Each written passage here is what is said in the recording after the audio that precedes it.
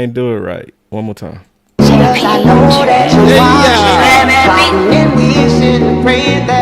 What's up? Yeah. The Boss Land family. Yeah. Ah, man, we got my big brother landlord in the building. What's up, boy? What's happening? What's happening? Salute to everybody, man. The nation we in here. Boss Land. Boss Land. Boss Land.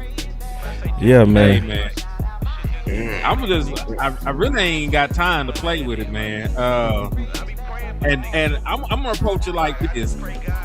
Whether or not you value the position of kicker, you know what I'm saying? Because some folks, me and landlord had it out yesterday. For real?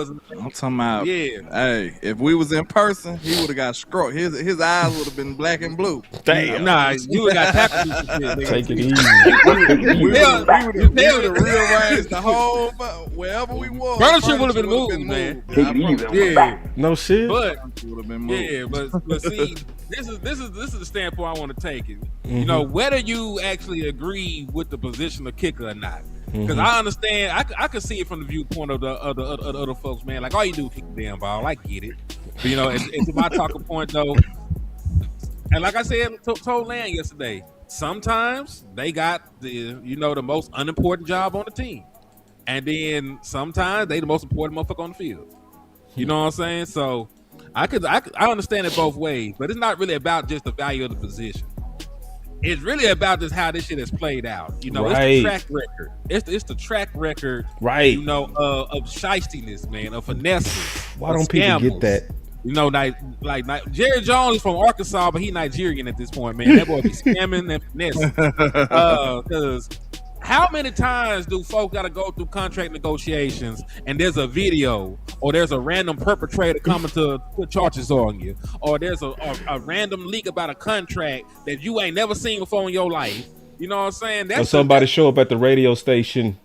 Yeah, started at the radio station with their lawyer. Right when the training camp started. Yeah, I mean, no, right when free agency started. The day it started. Because listen, I could be wrong on off base here. You know what I'm saying? But when your reputation precedes you, right? You know, and you got a history of doing underhanded, diabolical shit when it comes to contract negotiations, and you already have a bad, unhealthy history with the agent in question. Because this is Ty France, right? This kind of agent. You know what I'm saying? Like, this is somebody he never beats in combat. It's common sense, right? It's beef. This is somebody he never beats in Mortal Kombat. Like, Jerry Jones them always walk away battered, bruised. They eye this goddamn big. You know, they can't even FaceTime their mama after they got to talking to Ty France. So they done beat the brakes off their ass. And you can tell this real. They can't even work out a deal on a kicker with Ty France. It's a kicker. Just a kicker, get a deal bro. done with Ty France, man. These dudes had to go get the media for the kicker.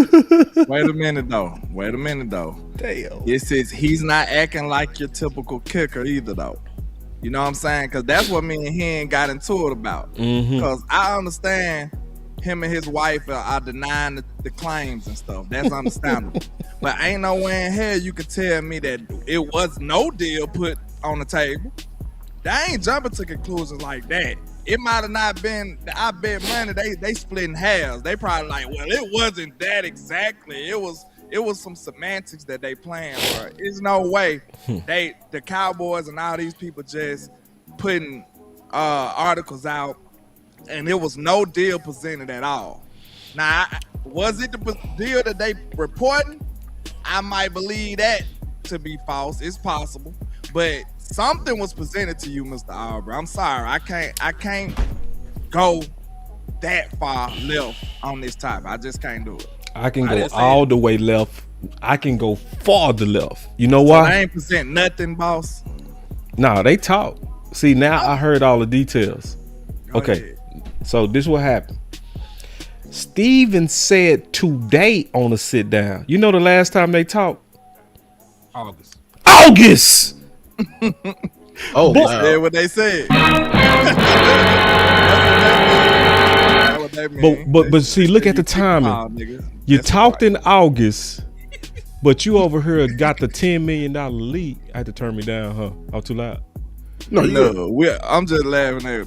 I'm just stupid. Go ahead. Okay, so you're talking August, but the leak come out about the 10 million right when you said this week y'all at an impasse. How y'all at an impasse and you ain't even talked since August? Who fault is that? And why that come out now?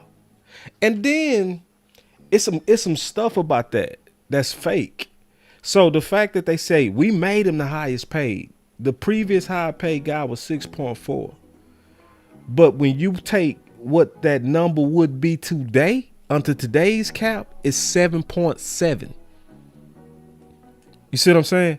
Because when that kicker signed it in 2024, he was only 2.5% of that year's cap. So if you take that number, you put it with this cap, it's 7.7. That's why they sent him an offer allegedly for 7.5. So now everybody's saying that Calvin Walker's apologized, but guess who he was apologizing to? Front office. He wasn't apologizing to Aubrey. He was saying, I got the 7.5 wrong. They offered him lower. Them boys say shit. They said, hold on now. He ain't say all that. He ain't said all that. Yeah, that boy said, I ain't say 7.5. We really said 7. Boy, go out there and get it right, boy. Boys, that remind me of Django. You remember when they went to the plantations? You want me to treat him like white folks? I ain't say all that. I ain't say all that. He said, You're going too far. Man. Hey, and then check this out. Landlord, it get worse, bro. I don't think you have to. I mean, you already got yelled at about it. And you didn't even do anything. I know. People out here getting yelled at. Can't some stuff stay off the show? I hinted. I didn't say a name. I didn't say what happened. Boy. I didn't do an apology video. That's right.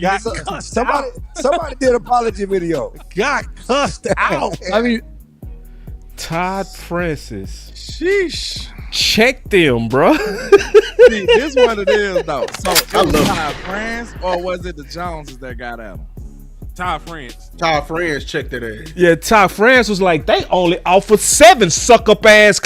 You know what I mean? That's how he went up there. Boy, you heard me? He checked him, bro. He went in there. So y'all gonna say they offered 7.5 and they just offered 7? They said lower than that. They said it was like 6.6 or some shit like that. Because remember, Calvin Watkins did issue the apology and he said the number. It was like 6. It was like 6 point something. He said. Yeah. And he said, I apologize. You know, nothing like 10 wasn't offered. This other shit wasn't offered.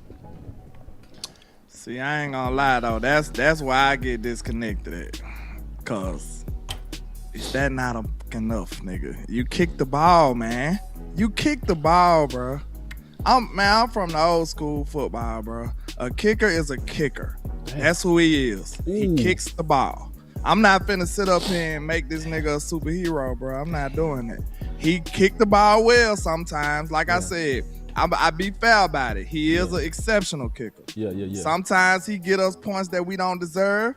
And I told you, by default, I don't like the effects it has on my offense. I just don't. I feel like Schotty get complacent. He start licking at the chops when he get close to it. I know it alters his play calling strategy because he like, well, we can get 3. Like, I don't like that. I don't like leaning on that as much. And I told him just a straight up football question before anybody get mad, because I know how much we love our players.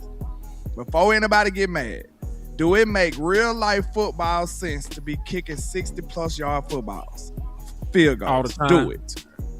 Nah, yeah, not most halftime. It don't make sense. It's not a smart football play, bro. Just being honest, it's just not. It's not. It's not a smart football play. I think it depends on like how Lou said it. Like, so if you trying to do, and we've done this, right, where we trying to get points before we going into the half, and you like shit. You know what I mean? Like, that's different. Yeah, like I said, that's what I'm saying. That's the time you go for it. That's the time. That's huge momentum right there. Yeah, that, you know. But if it's just in the flow of the game, I agree with you, Lando. Yeah, it's just not smart. Like I told us, there's like 2 situations where you kick them long ass field goals for the game. You know, you can't get no closer for the game and going at halftime. Like he said, I asked him straight up. I said, how many good situations can come from that, and how many bad situations can come from that? Kicking a 60+ yard field goal in normal situation. Now, y'all made the real, like the most foolproof reason to do it. Where the offense, the other offense can't get the ball back. Yeah. Of course, that's good. That's cool. I ain't mad at that. That's the ideal way to do it. Yeah, that's the ideal way to do it. If you're going to kick a 60-yard field goal, that's it. Yeah. But on the flip side, Schotty was doing this a lot. He was. In game and out of game, all that shit. But he was making that shit too, though, bro. He was missing. He missed some on later at the end. Too. At the end. He did. But I'm just saying, he got time for kicking on him. But leg was toe off. So I'm looking at it though, like the only good thing that can come from this is you hit the field goal. But on the flip side, if you miss it, that's a momentum swing. Just like Lou said, it works both ways. It's a momentum swing. Now you done gave potential. It depends on what kind of offense you playing. You done gave them great field position. If you kicking a 60-yard field goal, they getting the ball well.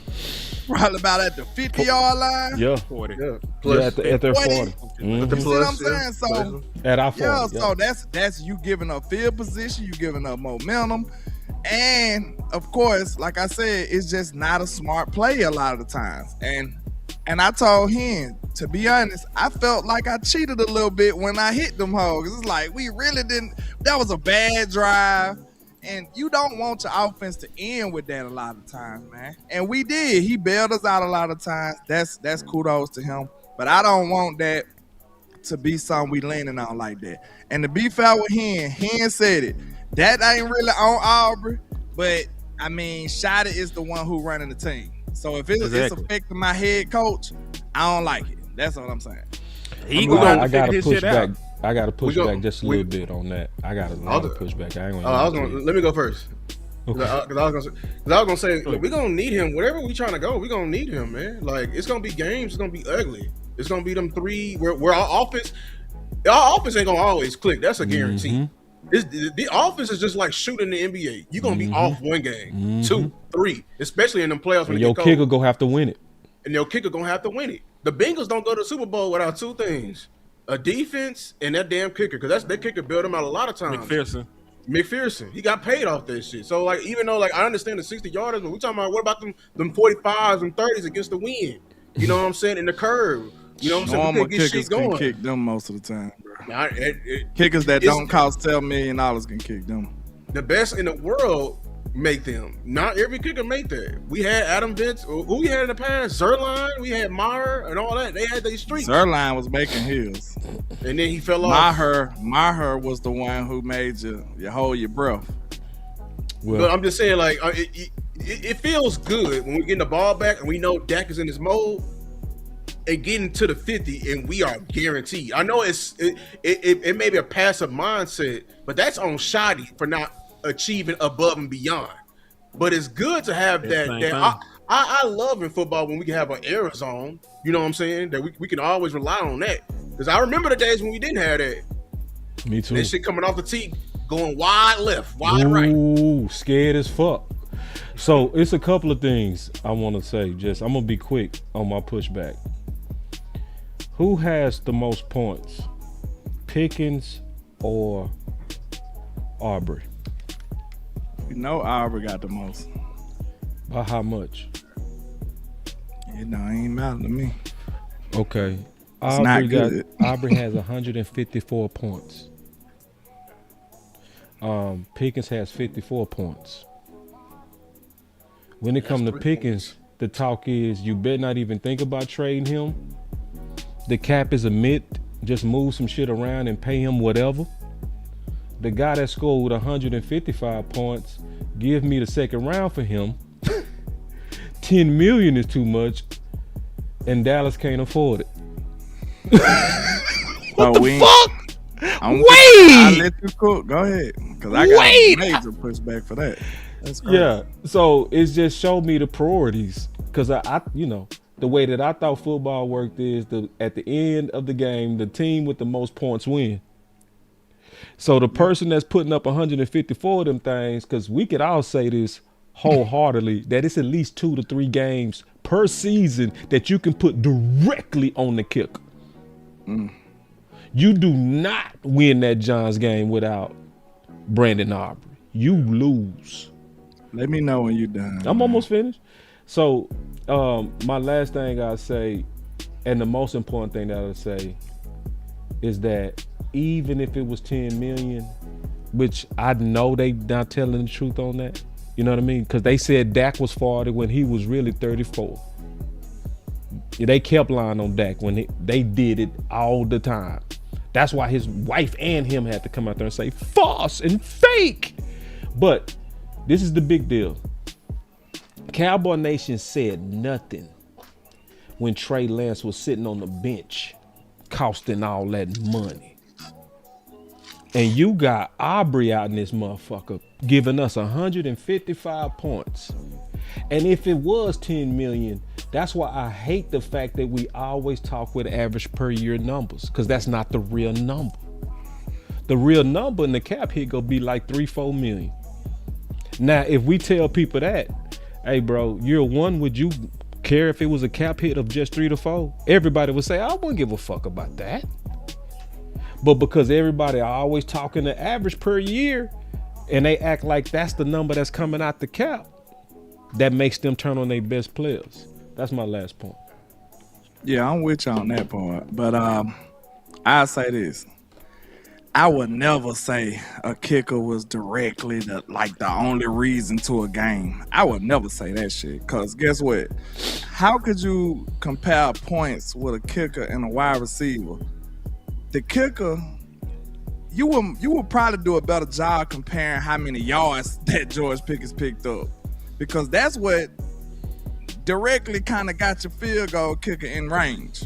Like, you can't do points. That's kind of crazy. No, like the points is the name of the game, sir. Would Aubrey be in field goal range without those thousands of yards that George Pickens got? Did he not help a lot of those field goals? I would have to look at each situation. I'm just not going to sign that to Pickens. That's common sense. Well, we can't do that. That's common sense. I would have to see the scenario. It could have been CeeDee Lamb that drive. I ain't going to give him credit. It is common sense that if George Pickens was that productive in yardage, he helped Aubrey get in field goal range a lot of the times. Not every time. I guarantee you it was a decent amount of time. I would say probably decent. Common sense, bro. No, I would say decent. I would say probably decent. But So at the end of the day, though. Can I finish? Go ahead. You can't just directly compare points to a kicker and a wide receiver, bro. That's crazy. No, you can't do that. It's illogical. It don't make sense. How? I mean, if we score 7, because the kicker don't do nothing but get a chance to score. But points. Landlord, if we score, that makes no sense. Landlord, if we score 7, it makes no sense. Bro. That 154 is a lot less. Man. It's not comparable. If we score 7, that 154 is a lot less. Those are mostly threes. Right. Every time you see Aubrey on the field, besides kicking the ball off, he has a chance to score. Because we didn't finish the job. How many times has a kicker led the league in points, man? A lot. That's what I'm telling you. It's not comparable. They always lead the fucking league. No, but see, this is the other part, it's Landlord. Not comparable, man. Landlord, this is the other part. Comparisons. It don't make sense. Let me ask you a question. Which one is valued more, diamonds or gold? Gold, in my book. Diamonds. Why? Rare. They're rare. Somebody being able to kick it 70 yards is a 1 in 100. We go have 100 kickers before we find one more Aubrey, dog. Yeah. A dude that literally got the leg that we can be sitting like, damn, we are on their 40 and we can win this. Wait, dog. That's the mentality I want to destroy. No, listen, bro. You hear what I said? We could be sitting on their 40. No, I'm sorry, our 50. We can just reach the star, right? And from there, let's say Dak can spike the ball, be down 2 points. Where most teams, you see what I'm saying? Where most teams got to go another 20 more yards. that motherfucker leg so strong, right? Where you could, boom, on the 50 and say, all right, we out of time, go for it. You can't do that with nobody else. I don't want to do that. For the game winner? For the game winner, okay, that's cool. That's what I'm talking about. That's why you pay for diamonds, because it's rare. Like why are we being so tight on a dude that has a talent that's you can't find? It's only 2 kickers got legs like that in the league right now, and he one of them. So it's like, to me, you throwing an extra couple of millions for that. You do, you shit. Here a couple of millions. I ain't finna fuck with you, bro. Here, man. I ain't finna fight you. I'm just anti that attitude, bro. I don't like that. I don't like that. Cause I seen the glimmer in their eye when they said that shit. I don't like it. Real talk. Shotty shouldn't have been kicking that many 60-yard field goal, bro. Straight up. And I agree with that aspect, but like I told you, how many 60? But hold on. Let me just say this. I understand your point, but again, that ain't got nothing to do with Brandon Aubrey. Brandon Aubrey is on the sideline until he's called into the game. He ain't run out there himself. That is on Schotty learning how to manage the game, because there's a lot of shit that Schotty ain't managed his first year. There was times he was supposed to go for it on 4th down. He didn't do it. There were times he should have punted that he didn't do it. There were times he should have been more aggressive in the red zone and he didn't do it. That is all on Schotty learning to be a first-time play caller in Dallas with his personnel. So I don't want to not just have a good kicker just because Schotty up here mismanaging the game. What if Schotty don't last in Dallas and we get a responsible coach or some shit? Or what if Schotty matures and he figures the shit out? Why would I want to not have a good kicker? We know kickers don't last long either. Dope kickers don't last long. Dan Bailey was a GOAT until he wasn't. One year he just woke up sorry. No, he was actually injured his groin. We let him go out the while. He was consistent as hell for years until he hurt his groin. He was goated in Dallas, and then next thing you know, he was bad. Kickers lifespan don't last long, bro. It's not that short. It's pretty long. It's damn near long as a tackle. I will say that. Like, you know what I'm saying? Like, Justin Tucker been kicking for a very long time. Harrison Bucker been kicking for a very long time. I ain't gonna lie. Like, I want to disrespect the kicker too. All he got to do is kick, but at the same time, let's look at it from a different lens. This is the only position that you are literally looked under a microscope for being consistent. The moment you miss one, we looking at your ass crazy. You feel me? Like, and so to be a high performing kicker in this league for a long time, I mean, you got to be very consistent. And for the most part, Aubrey is very consistent, and we appreciate that. We gotta. Yeah, I appreciate that. It's just like we got bigger fish to fry. That's all I'm looking at it. Yeah, and he go get his, and Aubrey ain't gonna have nothing to do with that. Pickens, no, he ain't gonna have shit to do with that. So and that was my next point. No, I know a lot of people trying to cut corners. Them the corners we need to be cutting. Shit like that. Like Aubrey? A luxury kicker. Okay, wait. I don't think a kicker is a luxury. Hold on real quick. I gotta say one more thing on that. I'm gonna be quick, Henny. I promise I'm gonna be quick because I know I'm gonna be quick. The last thing I gotta say about this, bro, we shouldn't be fighting over bottom of the roster money, bro. Yeah, I mean, like we talking about somebody that's on. I don't really care about the cap, but the 10 million would turn me off. Yeah, but the cap hit on that go be so. Luke making more money than him. He shouldn't be. Y'all saying stuff that's happening like it's correct, like it should be. He shouldn't be. Mozzie making more money. Making that much money. Mozzie shouldn't be making that much money. Yes,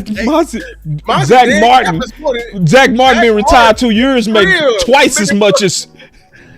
I ain't even want to pay Jordan Lewis $10 million. I know. Exactly. I know.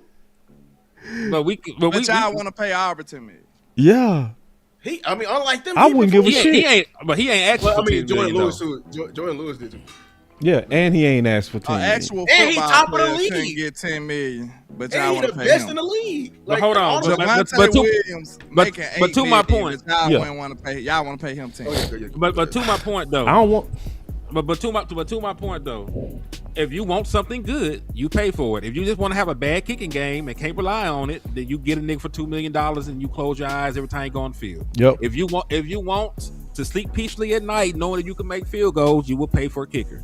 Just like with anything else in the world, if you spend money on a top end quarterback, you expect a nigga to throw 40 touchdowns, 4,000 yards and shit like that. So you get what you pay for. What did you pay for Auburn when you got him? And then you get this same spectacular kicker that you described. You didn't pay shit for that dude. We was paying Dak $600,000, bro. That's what I'm saying. On his first contract. And you got him. You acting like you got to pay for it. You actually don't, because we didn't. We still got Brandon Aubrey for nothing. And we had Dak for nothing, but eventually when you show your worth, you got to pay it. That's the same thing we can say about George Pickens. We ain't paying shit for this nigga on a second round contract. Man. We talking about getting a nigga $30 million. Facts. But when you that's much more than what we pay for Aubrey. It's a lot more than what we pay for Aubrey. We just signed this dude out for the UFL, didn't it?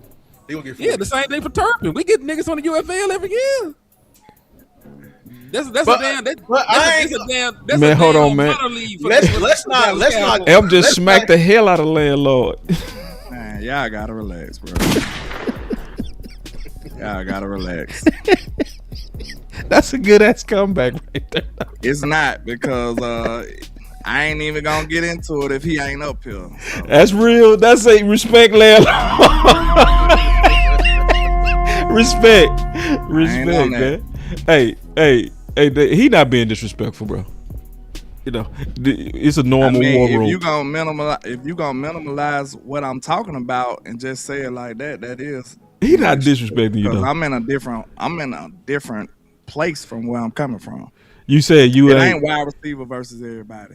It's common sense versus everything. That's what it is. So let me just say this one thing. Me and Tuck talked about this today on just some football shit. Hey, and if that offended you, I apologize, bro. I apologize on my boy's behalf. It's cool. Because I'm the one showed it. So, my bad. So, let me say this, because I don't never want to offend my co-host, bro. You my dog. You feel me? I want to first always keep that first, is the respect for the homie. Now, check this out. But check this out. Yeah, we good. So, check this out. Me and Tuck talked about this on some football stuff. And it's just real. If you can't trust your kicker, it also makes your offense potentially too aggressive. Real talk, right? Because if you can't trust your kicker, now you go into these games. Me and Tuck talked about this today. You know what I'm saying? He right about that, but it worked the other way too, though. What you mean? That's the only thing. It makes you a little passive too. It do. It worked both ways. Well, it worked both ways. Y'all right, because if you can't kick that bitch, you're gonna be like, damn, I gotta go for it. But if you can kick it, you're going to be like, well, maybe we just get 5 yards right here and kick the field goal. It worked both ways, bro. Yeah. It do. Yeah, but I would say from percentage-wise, oh, man, we boxing over kicking. I'm honestly upset about that, bro. I ain't really tripping, bro. Nobody should be boxing, I ain't tripping out the cap. in my opinion. It just sound egregious to me to pay for a kicker to be demanding shit. That ain't from the space that I'm from. Nigga, kick the ball, man. I ain't got time for all that. I mean, Land, I'm just gonna say it is what it is. The market for a good kicker is the market for a good kicker. Yeah, you're gonna pay if you want a kicker that gonna consistently make them. All the top kickers make that money. They make $5 to $6 million. That's right. And right now it's 7. It should be 7.7 right now. That's what the market say he's supposed to get. He's supposed to get 7.7, bro. They command the same percentage. It's what it is. It's just a bigger cap. They only gonna cost like $1, but it's the inflation and shit. Back in the day, it's inflation. A dollar used to get you the whole chicken. stove. You remember how much we used to get from? Boy, we used to be able to get 2-piece fries and a drink for $1.07. Do that now. All you can get is the bone. Yeah, you ain't getting no fries for $1 now. We'll give you a piece of chicken skin, nigga. We'll let you sweep. How about that? Come in here and sweep for $1, nigga. We'll let you smell the chicken while we cook it. Oh my god! Shout out to my super chat on Sticky. Sticky come here with the super chat. Boy, you try to get it crunk. He being messy. They love. No, he mean that. I feel that too, bro. I feel that shit, boy. That shit, like, man, and see, ain't nobody trading no Pickens. See, I know why he hot though, and I feel him on that, bro. It's crazy out here, bro. It is truly, with most people, anything for Pickens, bro. They be like, damn, no, man. Anyway, let me get off of that. I do have a question for y'all though about this the Pickens situation, because and it's really from the negotiations tactics and shit right now. Okay. Dog, they can slide this man out if they want to. How? Let me walk you through it, because it's a different scenario than what was going on with Micah. Because remember, Micah was here in September all the way up until the week before the season kicked off, and they found a trade partner. They got him. He got his extension. Yeah, that shit can't happen with Pickens. Yeah, like it can't happen with Pickens. Yeah, like if he don't have a contract by July the 11th, then the nigga can't sign a contract with nobody. Not the Dallas Cowboys, not whoever to try to trade for him, nothing. Right? So he'll have to play on a franchise tag for somebody in the year of 2026. If they were really petty and they just trying to get even, you know, they could tag the man, walk away, and call his ass on July the 10th, say, hey, we got this deal for you. You say no, well, you have to play on the tag this shit. But this is why I believe, like, we would still lose if they did that. That would be dumb, in my opinion. That's literally a negative asset. If you ain't gonna come to a deal with a man, have him sign the exclusive and let him negotiate and collect his ROI. But if you're gonna sit here and be petty because you don't like one man, that ain't good business. That ain't good business at all. The point is, like, go ahead. They need to come to a decision. That's the whole reason why we've been pushing what we pushing, because they need to come to a decision. Because the tag from him is holding up the cap. And like we don't have time for this normal debacle and everything like that. You need to either choose to pay him, or if you're gonna offload him. Look what Chuck said. With the 499 said, boss, how do we go from the cap as a MILF to penny pension over a kicker? What did I miss? If you only knew. Hey, where you at, man? Man, How? Literally, that's what happened. For Pickens, who go cost about, you know what I'm saying?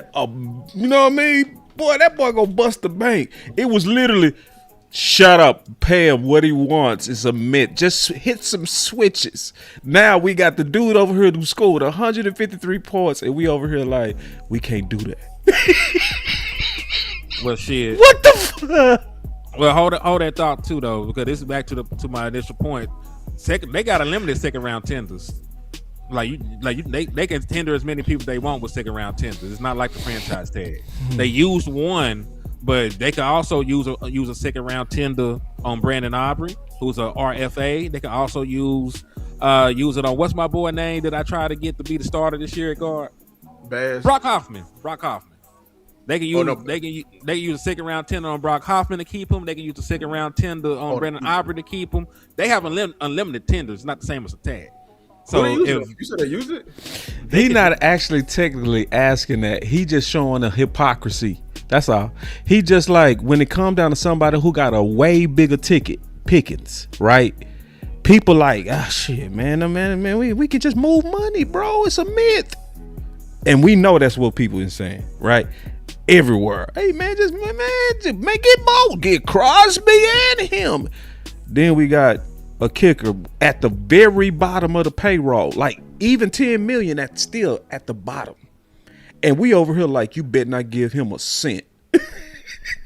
The fuck, see, my man? whole thing is like, y'all making it about the money and the player, but I've seen us do stupider stuff with more important people.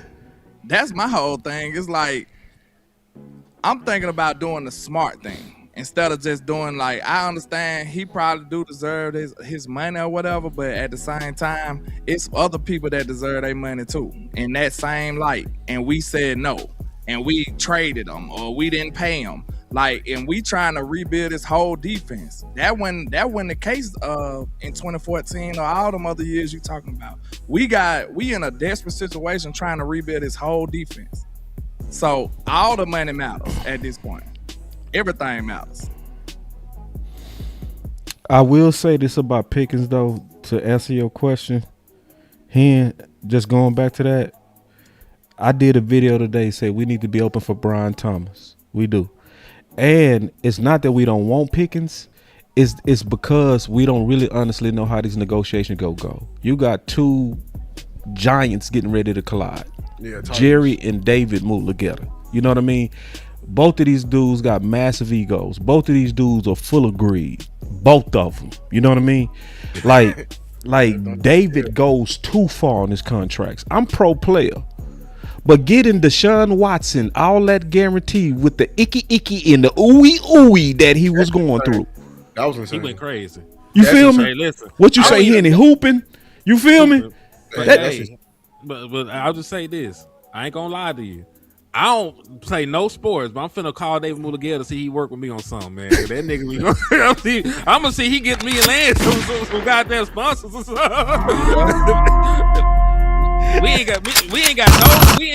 We ain't been on Epstein Island or nothing like Deshaun Watson. Say, bro. Yeah, man. So, like, and see, he got 99% for Stingley. When he got 99%. It jumped from 25 to 30, didn't it? No, man, that boy jumped that contract $5 million. I ain't gonna lie though. He went from 25 to 30. 99% of the guarantee though, because he got 99. No, landlord. He got 99% of the guarantee. 99% what I'm saying is, they guarantee 35. He gangster. He gangster. They knew he was like that. They looked at it and was like, man, listen, bro, that dude like that. We might as well pay him. We gonna have to pay him later. If we franchise tag or play with him, he gonna keep getting better, keep playing better. We gonna have to pay even more. Look at him, Sticky. Sticky. Hey, man, but hot over that Pickens, bro. That was like how they got Kane over the Sticky situation. Schotty didn't even use. I can't read the rest of it. I'll read it. He said Schotty didn't even use Pickens and CD Wright last year at all. He going off and he said how they got Kane on Minister Society. And that's why he want the nigga back. The man went for 1,400 yards and he wasn't even used right. Shit, use that nigga right. You'll see what that man do. Man, I keep telling y'all, bro. He ain't gonna do that again, bro. It's so many factors that the way Pickens affected your team, but y'all keep just talking about him by himself like he ain't helping people, like he ain't helping the situation on the field. But I'll let y'all have it, man. No, you putting words in our mouth. Like everybody know that I've always called him a force multiplier too. I've always said, I've never taken away from the fact that he also is a force multiplier. So those who don't know what that is, that's a guy that's a chain reaction type of player. Just that one player makes it better on maybe a couple of more other players. You see what I'm saying? So he go help the other number one because he keep pressure off of CD. CD did get off on some games because he had those one-on-ones. He did back the defense up, which helped Williams, right? That does also help the offensive line. It's a lot of change that reacted from Pickens. So we understand his value. That's all I'm saying. Of course, we know his value. What I'm going to say is y'all can, like, we can replace him with a number two, right? But if that number two ain't good enough to win his one-on-ones, it's basically like you ain't did nothing. I don't care how good he is. Like, they know not to try Pickens with one-on-one. They know not to try CD with one-on-one. So what they do? They try to double or bracket or they keep too high. That's all they can do. It's nothing they can do with just one-on-one matchups. So you can have a decent number two who can produce a little bit or whatever, you know what I'm saying, alongside CeeDee Lamb. But if he can't dominate his one-on-one matchups, you might as well, you know what I'm saying, you might as well just call it a day. It ain't going to work out. I feel Tuck on this. First of all, he said he met David Mulligale. First of all, that's dope as hell. You know what I'm saying? This is dope as hell. Just FYI for the homie. Shout out to New Media. And then and the work he be doing in the streets. And I feel Tuck on this. He said, I bet any of y'all money Pickens will not cross 1,400 again. I agree. Yeah, I agree. And I know why he's saying that. And he's saying that because that bad defense was one of the main reasons we had to air it out that way. It doesn't mean he not dope. Hold on. So well, you talking about on Dallas? Yeah. He won't do it again. Or you talking about period? Oh, for Dallas. If he was in Dallas, it won't happen. Because on God, I'll take that 500. You crazy as hell. He's saying the defense is going to be so much better. The offense won't be on the field that much. Right. And CD, You talking if he's about on healthy, Dallas or you talking about period? he's saying Dallas. Just in Dallas. Just in Dallas. Yeah, in which Dallas. is logical. And that's not shitting on Pickens' talent. That's just saying. And see, this is the scary part of that. Let me read these super chats, because you got super chats, I got super chats that's been building up. Let's read the super chats. Let's get it. I'll read Dave Walker's for you first, man, and then I'll read my people's, man. And salute y'all for supporting. Oh, sorry. Cuz said, is wisdom to have backup for Pickens balls, facts on Brian Thomas Jr. To be honest, I'll make the move now on right TG. Now. Right. Mm-hmm. You got to bring the rest up for me. Oh, he said, that's how you send a message. That's how you send a message to Pickens. He right. That's exactly why I would do it. And Mulugeta. Not to say she should crap through the media, but he right that Jerry can't come to David empty-handed. So if he got BTJ in his back pocket, you know what I mean? So it's like play with us. Yeah. Play with us, bro. We'll move on, bro. Like shit. Like Jerry don't need no more leverage though. I'll talk about that in a second though. Talk to me. Hold on, I gotta read my super chat. Okay. I got you. Salute to Darnell Lamar too with the 499. Boss, I apologize. One of the wide receiver will be there at 12 after watching D-line and linebacker today.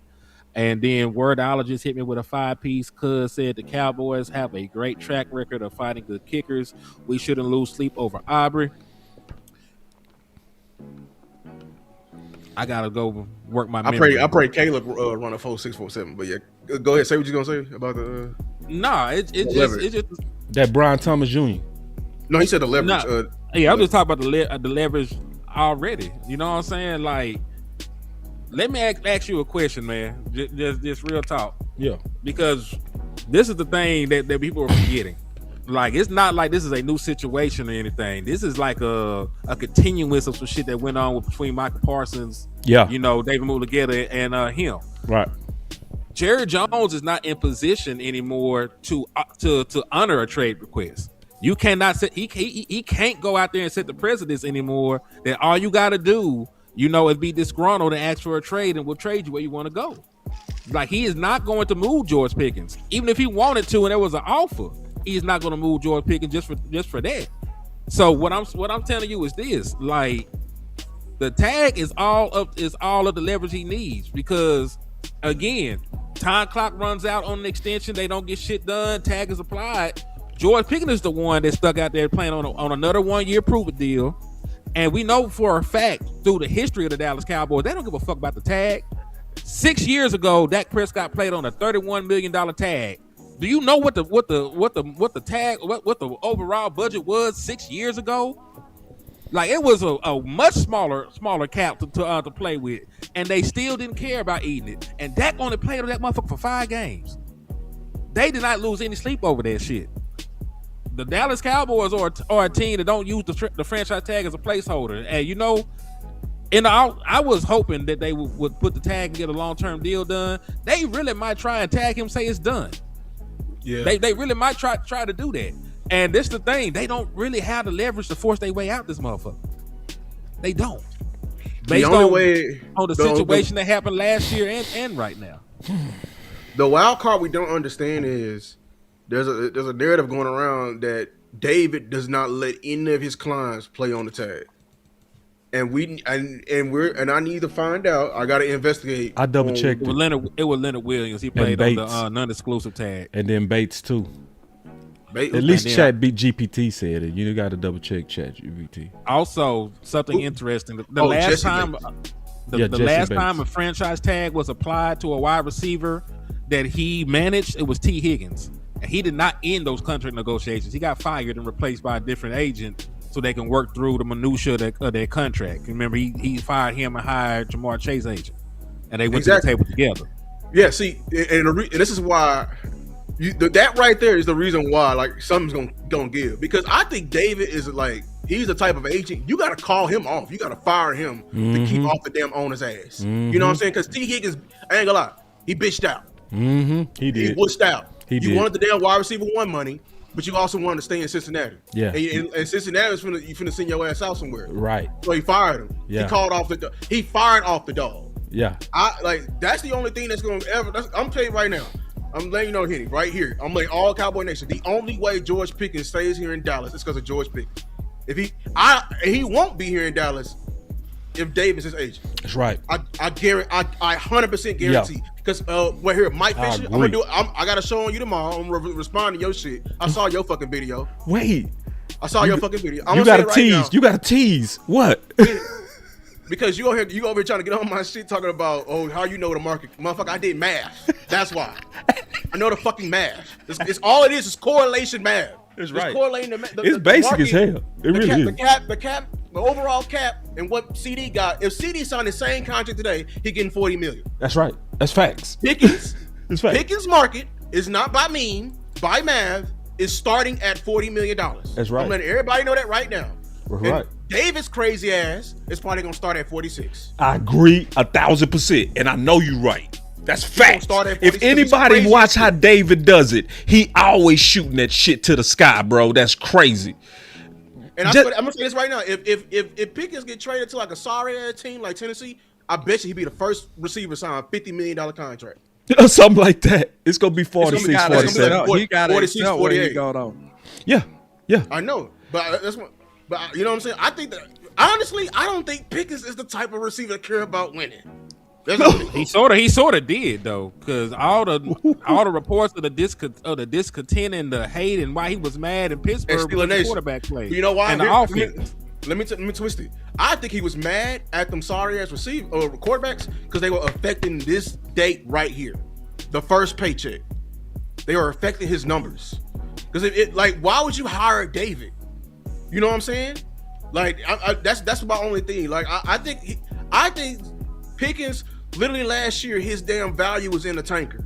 You know what I'm saying? Like he almost lost it all. He almost would never see wide receiver one money again. And now, what happened this year? Over here having your name in conversations with Jettas, I think he gonna get every dime he fucking owed.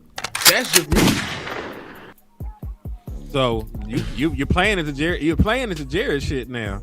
Like, would you have got that money if I hadn't brought your ass over here, Pickens? Like, you owe me, nigga. I was in the group. We should have paid him so we traded for him. I was in that group. We should have paid him so we traded for him. That was me. I know that's how Jared. Now, see, that's how Jared thinking. But you see, this is the thing. When Jared Jones be doing math, he be rounding down. Y'all be rounding up. Because I did the math with y'all. You right. It's like $39.6 million. You know what he would make right now, CDs. Making this cap here. Yeah. So guess what, man? Jared gonna round down because Jared gonna say, hey, you remember what happened in that hotel room and I had to pay them people? You owe me some of that money off of that. Man. All right, so I'll move that. He said they make a play. Shit. I mean, it's gonna happen. Because there's not really much he can do about the shit. Because even if he would hold, but on the cool though, what's up with some insurance on Pickens, bro? In case it go bad. Because it's a couple of things I think they should do, right? Because I was gonna do a video on this, but I was getting bullied so much in the streets. I said I ain't gonna even talk about this, but my boy Angry talked about it for me, so I was happy to see it. They should do a non-exclusive tag on him, bro. Pickens. Because a non-exclusive tag is where you allow him to hit the market, right? And if another team pick him up, they got to give you 2 first. Yeah. That's and then everybody wins with that. You know why? He gonna know his real value because he was able to talk to all 32 teams. If a team really is just like, we just gotta have the next number one, we giving up the 2 first. And some teams will do it because they'll do it for the business of football. It's not even just the hope. You know what I mean? It's that offense sell tickets. So they might be like, let me ask y'all a question though. Because I hear a lot of us, a lot of y'all say what Brian Schottenheimer wants and all of this, right? Mm-hmm. So screw what Dak want, because Dak said he want Pickens. Y'all don't give a damn about your quarterback. So it's all about what Brian want. You give a damn about what he want. Yeah. Right. Give a shit. Give one shit. Dak said he want Pickens. He gonna not want to be. He gonna not want to be this motherfucker. Then give a damn. Because I know what the fuck Dak want. Give a damn. He need a fucking run game. Right. That's the last time he was fucking good. Right. And Dak Really go along with whatever we know Dak. You know Dak. You know Dak. Dak's easiest is when Zeke Dak was at his highest. Dak almost won MVP on his rookie season because of Zeke. Yeah, but he came in second in MVP voting. Now, let me say it right. I do respect what Dak wants. I don't be let me say it. Let me say it right. I respect what Dak want, but I also know his personality. He's going to. No. I ain't say fuck Dak. I ain't say fuck Dak. I was saying. He said fuck Dak. I know how he is.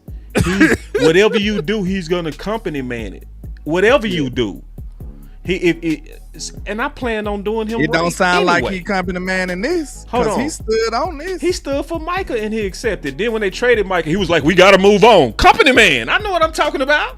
He had Micah back. We need to pay Micah. As soon as they traded Micah, well, we can't do shit. Let's get to the game. You know Dak. I can't say Dak no. Come on, that's Dak, bro. Dak ain't gonna give a damn. Hold on. Dak gonna be like, hold on. Dak ain't do all that, man, bro. Dak ain't say all that. Dak did that to Micah. You might be confusing. Dak ain't talking about getting and a nigga that's on a We talking over each other. Man. Y'all talking over each other. That's what you're doing. Hold on. In the same He breath, is a company man. Yeah, and then on the same breath, got up there and his happy ass at the end of the season talking about, well, I did my damn job. Oh. Do that sound like a company man to you? You want that nigga to lie? Like, listen, bro. Listen, bro. This is different, bro. Listen, as a quarterback, you have to toe them lines a little differently. You can't just say anything and everything that you want to say all the time, especially being Dak Prescott with the Dallas Cowboys. You got to figure out a way to get what you want to say and still not make bulletin board material and headlines everywhere. Dak is not a company man, bro. I'm sorry. That's facts. That's facts. Dak wanted Dennis Houston. They was like, bye, Dennis. And he wanted Tolbert. Man, they tell Dak though all the time. You treat Dak like a thought. You know what I'm saying? I do what I want to you. You just take it. I do whatever I want to you, Dak. Shit. What the hell you talking about? You ain't gonna whatever I do, you go like it. No, but let's go back to the business of what I was saying though. That's real. I believe it. He got to fire. That's the only way he gonna stay here. That's what I say. I say he gonna have to step in, bro. If he don't step in for David go burn this whole down, bro. Oh, David gonna fucking tear a whole new one in Jerry. Yeah, and I'm just being hey Jerry, you a real one, but I'm saying right now, David will whoop your ass in this contract. He's whooping all 32 teams' ass. You think you different? What makes you different? I think Jerry. I want y'all to know, bro. Pickens is not trying to miss no money, bro. He is not trying to not play. Cause Jerry got all the leverage, bro. Y'all can say all this all y'all want to. If Jerry say the franchise tag, George Pickens will have to sit out a whole season. That man is not trying to do that, bro. And see, that would be a bad move. Do you want a temperament like Pickens on the tag? Do you think Jerry don't give a fuck? He don't. But no, we talking about it, not Jerry. What we talking about? Do you, Henny, want Pickens on the tag with his temperament? But what does it matter what I want? Jerry don't do shit I don't want all the goddamn time. I know, but we just talking about like the results, the team results. That's not good business. It's not like y'all want him to throw a temper tantrum. But it's not the point that I'm trying to make. It's not we know he go throw a temper tantrum, bro. We know it. Hold on. To my point. I ain't been able to finish. It ain't about that shit. We just sit here talking about the leverage, man. We talk about the actual what the fuck that they can do. We're talking about what Jerry Jones is able to do and what the fuck are they gonna do about it. That's at the end of the day. If I say, hey, I'm gonna put my nuts on the table, you ain't getting traded, bitch, and we ain't getting you no extension this offseason. Show me something else. What the fuck you gonna do about it? We get the business side that they got the leverage to fuck them off because of the tag. We get that, but then it's also results of that, and the result is what we care about. We care about if you end up being on I got the leverage, so fuck you, play for $28 million, and then okay, but then he go fuck you back because he gonna be on the field likely with some pouting shit. The same thing he did. The same thing he did game one. We saw him act a fool game one. So he won't get no money next season then. I was just about to say that will ruin him for sure.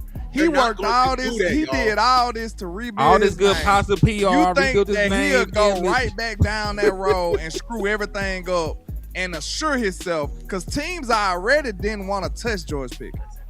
Like, bro, ain't no way we supposed to got him for a 3rd round pick. Ain't no way. Teams didn't want to touch him. Now he rebuilt his image, and he showed that he could be a team player. He could be somebody sharing the field with somebody that's a number 1. And you think he'll burn it all down just because he ain't getting a contract? He would definitely not get a contract then. Nah, let me ask you a question. I'm gonna ask you a real question.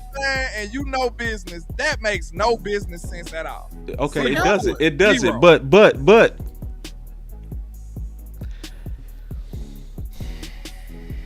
you from Birmingham, bro. Facts. Can you Shout out talk? to my city. I'm from Oak Cliff, right? So we know, right? I'm gonna ask you the same question I would ask myself. Can you talk sense into YNs? He got people to pay though. He got people to pay for him to act. You gotta answer the question. Can you talk sense into dudes that got that Not YN? really. Nah, hell no. Because if we could, we would go out in the streets and we would talk to the young cats and be like, "Hey, man, you know you shouldn't be robbing out here, bro. Because if you get caught up, man, it makes no logical sense for you to be selling dope out here. What them YNs be doing?" right. So hold on. See, I saw that YN energy now. Hold on, I gotta say this. I'm almost finished here. Oh, here, man. Don't act like y'all ain't see that YN energy. I saw it. Game 1, Philly game. I saw it. It was bad too. He got a temperament. Yep, pouting bad. Ain't blocking worth shit. Like people was on him on Detroit. I was like, them same people. Do not go back and look at game 1 of Pickens. It was bad. So 2 games is what you gonna put out. But hold on. No, it's the overall point of, do you want that type of temperament on attack? That's what it goes back to that, sir. You see what I'm saying? It's the YN energy, bro. And that, they got him by the balls, and he's not gonna be professional like that. Dak played on the tag and was like, "Hey, I'm gonna just do my job and shit. I'm gonna do my job," because he don't got that YN energy. He got that company man energy. This dude got straight YN energy, and we know that's true. I think y'all got Dak messed up. But go ahead. He ain't heard what Dak got like that, bro. We can present the facts on that, bro. Like that is not what y'all think he is, bro. Y'all remember Straight Outta Compton? Of course. Mm-hmm. Remember when Q went solo and they didn't give him his paper? What did he go in there and do? He could do that shit too. He can go on like a medical. He can do some medical. You know what I'm saying? Like there is plays and plays. He can show up to work and not do the work. He can tank this shit. And this is why I said, like, even though Short's contractually they got him by that, but it's gonna be even a worse look by the Cowboys to be holding his ass hostage because he ain't coming to our damn price. That's why I said come to a damn decision. Either meet him at his number or move off on him and get some positive assets on it. Hey, but point is, he gonna have to fool. That's not true. Okay, but listen, this is the thing though. He hired the wrong agent to not act a fool. But this is the thing. That don't hurt nobody but him. This is your money. This is your opportunity. This is your career.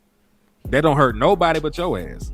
At the end of the day, just like we sat here and said, niggas was out on you. You were not finna get $40 million before you brought your ass to the Dallas Cowboys. You had to do all kind of PR training. This nigga don't even talk the same. Watch his goddamn interviews in Pittsburgh and watch how the nigga was over here in Dallas talking. They like that nigga was in a sunken place in this bitch. That nigga had to change everything about how he moved in this hole.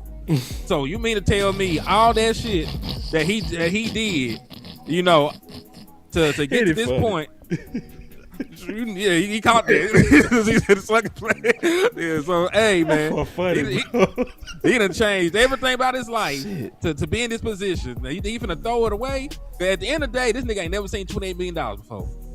He ain't making $28 million. David in ain't a here for single $28 million. You know, Henny. David ain't here for $28 million. David, y'all like it or not, he has a case for 40 plus. He has a case. Yeah, on the open market. He missed the season or not. Yeah, on the open market, yeah. But if you miss the season, miss the season, your right stay with the Dallas Cowboys. That's not how the tag works. You got to play you got to under a certain number of games. I want to see if Jerry gangsta enough to do that dumbass shit. I want to see if he's gangsta enough to keep somebody on his roster who ain't. I want to see him do that. Exactly. Man, you don't Vegas know would be the worst thing ever for George Pickens. That nigga was in Vegas one night and fucked some shit up. That's why he would love it. That's why he would love it. Hold on. I just thought about this. Y'all trying to paint Dak as a company man. This man ain't never. You can look at how he handled his contracts and say he's not a company man. He went to war with Jerry, bro. What did you mean? Like his contract negotiations alone. He what you mean? 2 years. He went all the way to the first game one time. Just because he didn't sit out. No, he battled Jerry and them all the way to the first He showed up to work. And didn't he not get every cent he supposed to got?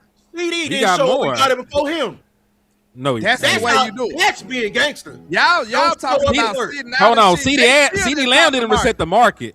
CD Lamb did all that shit that came in second. Dak Prescott held him got $60 million. Got $60 million APY. He got all the money he deserved. Dak did not just say yes. He showed up to fucking work. He showed up to work.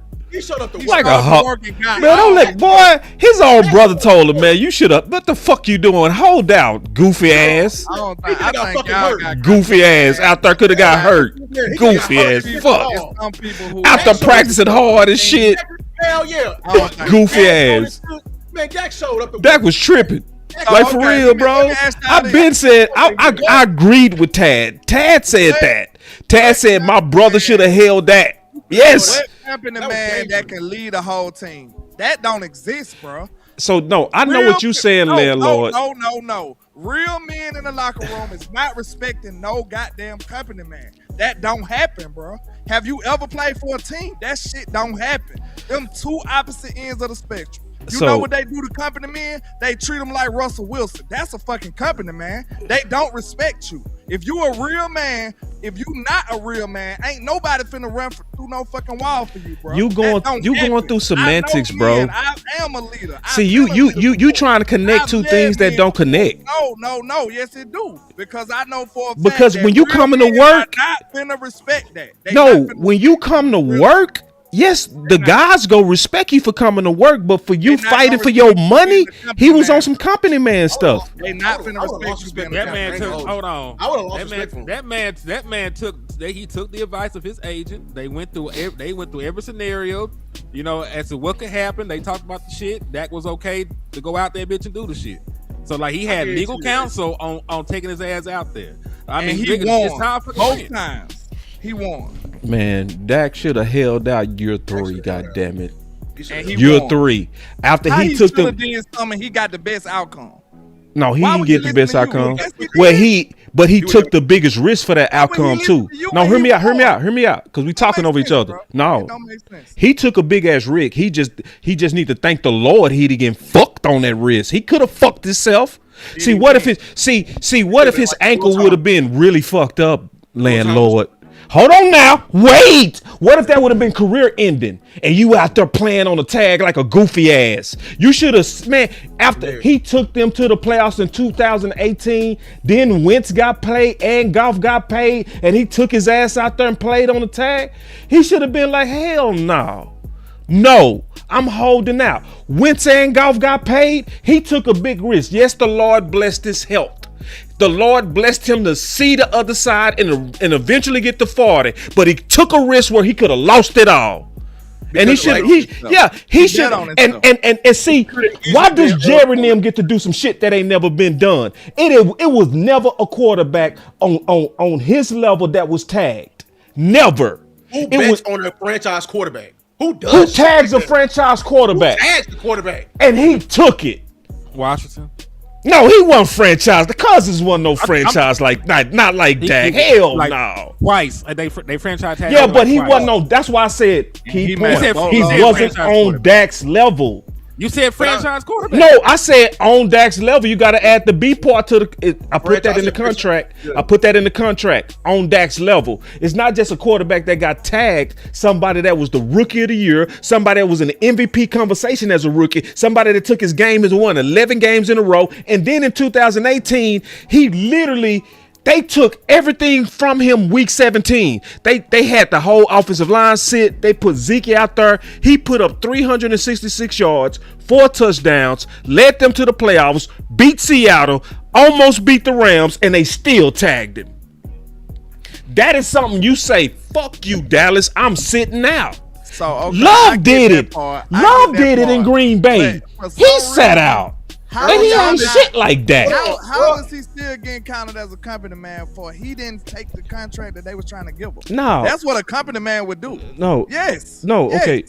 He deserves credit for that. Okay, That's not company man shit. So hold on. You just no. You just said Dak do anything. You treat that like a thought. Do anything. Do we do anything today? When it come to players, you do. True. When it come to resources, don't he back whatever they do? Tell the truth. Man, y'all act like he can't. No, when it come to resources, don't he back whatever they do? You gotta play the game to a certain Hold degree, on, bro. no, they don't. It's people man. It's all kind of quarterbacks that be like, "Give me some weapons, man. What the fuck we doing over here?" So you understand that Mike McCarthy and Schottenheimer gotta play the game and work around Jerry and them, but you don't understand it for Dak though. All right, you got a no trade clause. This makes no sense, bro. No, it do make sense. You got to speak up for yourself sometime, man. Nah, bro. Shit, Jordan Love did it. It's still a game he got to play. You ain't got to play no game. You got to know who you are. Sometimes you got to be like, nah, bro. Nah, I just let these dudes to the playoffs. Come fuck with me then, bro. I'm not coming to work. This is a totally different I'm not coming to work. With the Joneses, bro. We know that.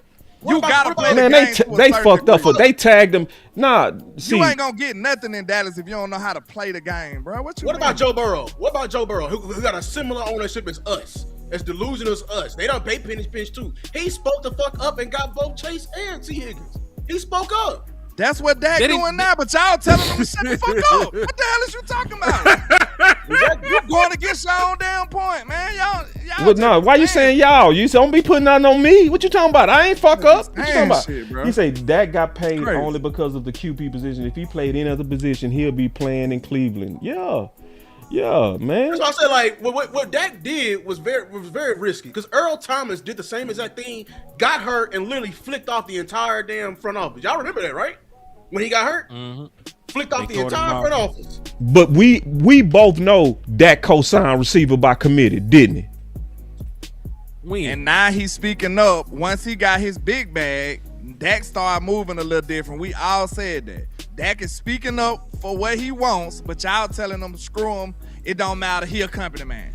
Like this shit don't align with each other. No, it do, bro. When you out here, bro. No, bro. Like, no, bro. It's okay. So when you can't. A company man is not speaking up like that, boss. Do you know what a company man is?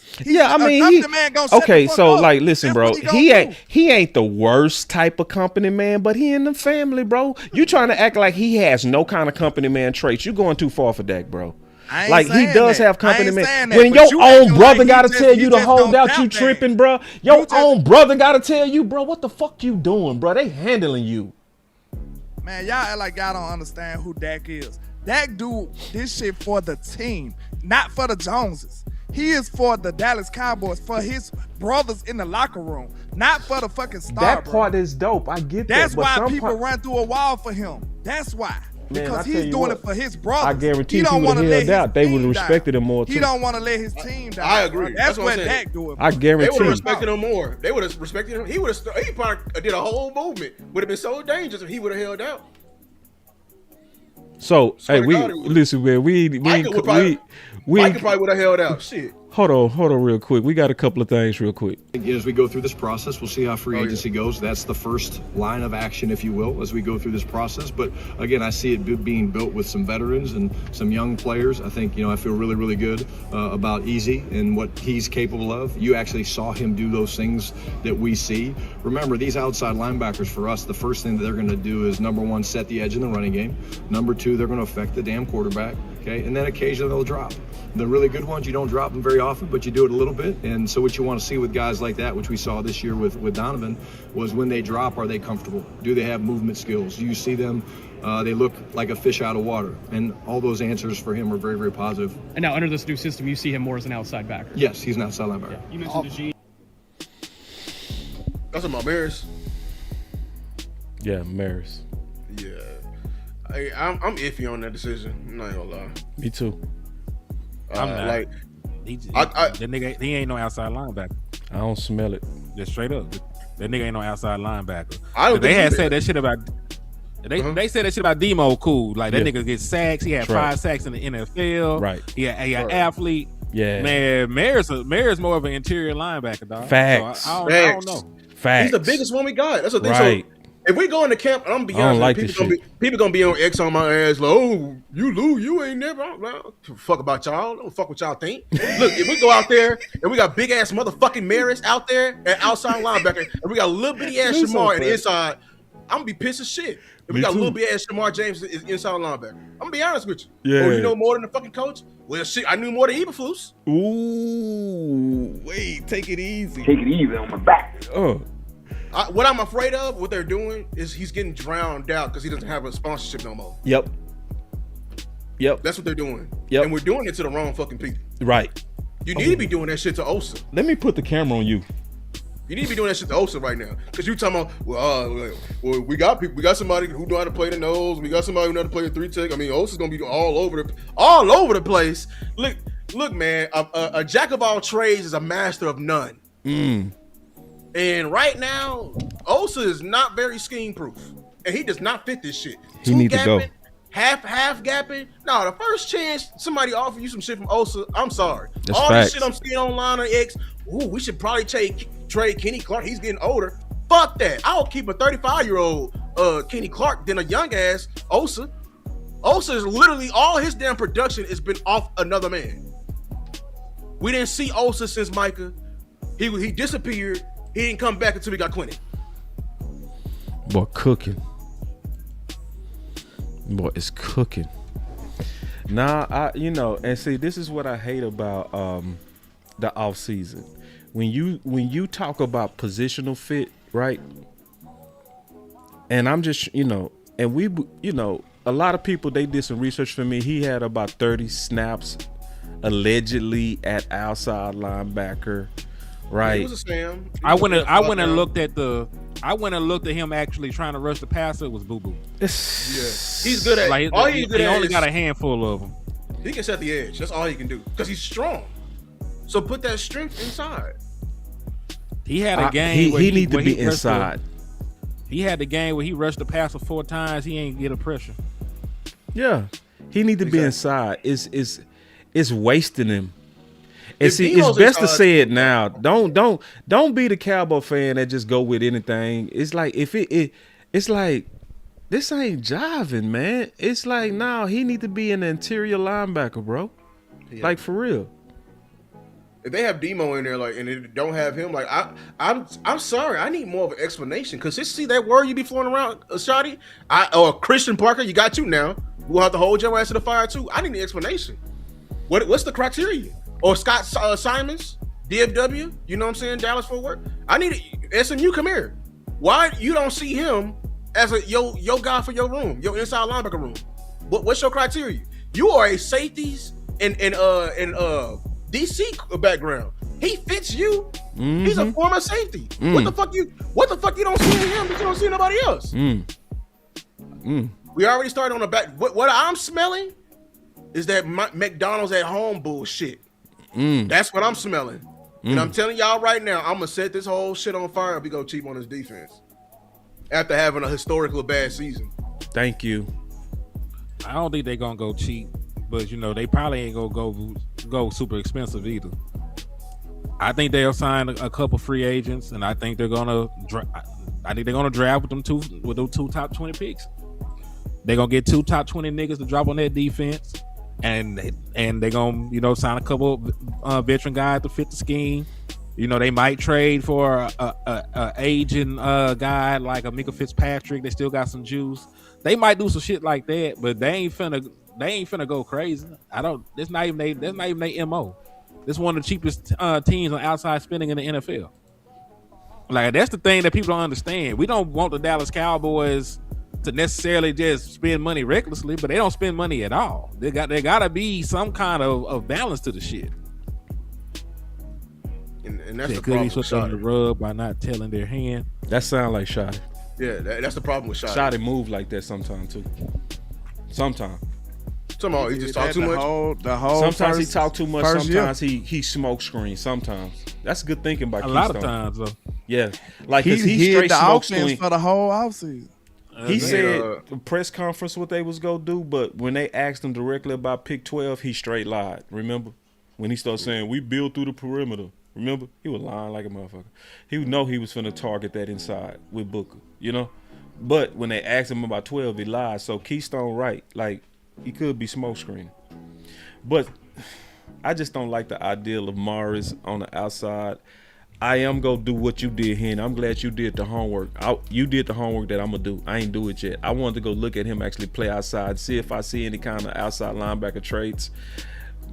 And I'm gonna go look at him at Notre Dame. He's a good played Sam. 4-3. So he blitzed, you know what I'm saying? It wasn't like he was lined up on the outside. Like, they just sent them. You know what I mean? Right. So, you still have to use your imagination. But, I wanted to see if he could rush the passer. And I ain't look at 2024. I ain't look at 2024 when he was him. I just looked at his attempts this year. Because I had enough time to do that. Because you can separate the film and shit. You just put in pass rush, and he got a whole little playlist. He was out there. He was out there.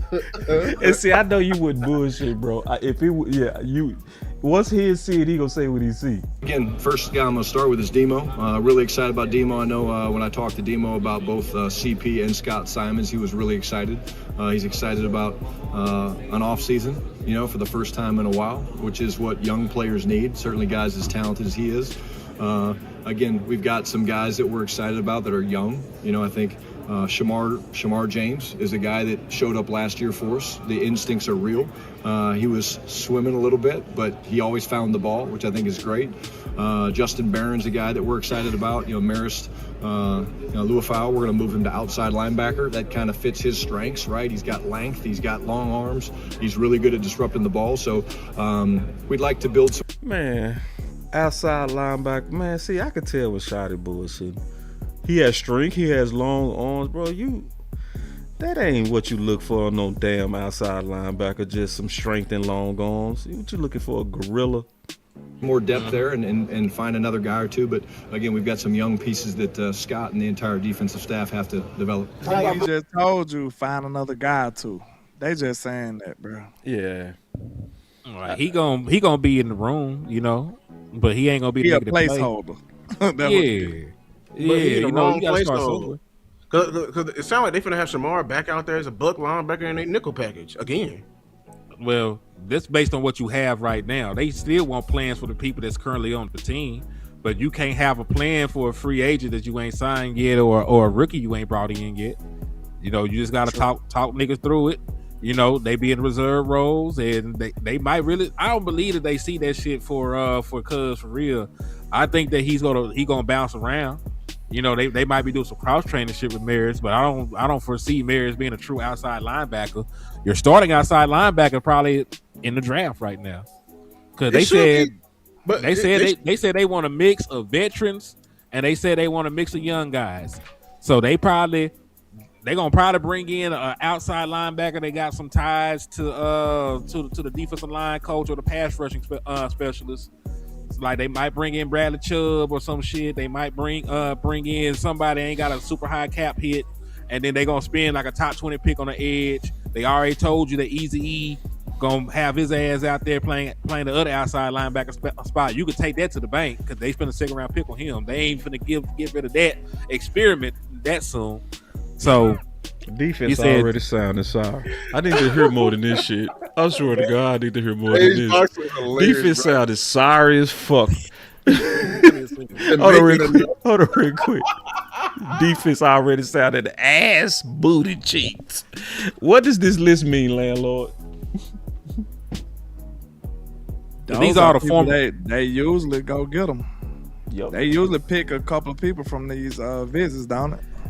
Yeah, but look at the list. It's all defense. It's all DE and linebacker, dog. But to be fair, the corners just got in today. They just got in today, so they not on this list. It's not I'm finna say. To be fair, so they wasn't in the building yet to interview. Yeah, they talked to Sis. They talked to multiple corners. Actually, okay, I'm finna say. I was like, boy, I was getting nervous. Ooh, I was nervous as hell. I was like no damn. safety. He just got dog. I feel better now.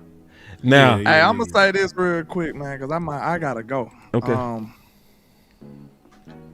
I don't think we being all the way fair to the people, to the coaching staff, to be honest.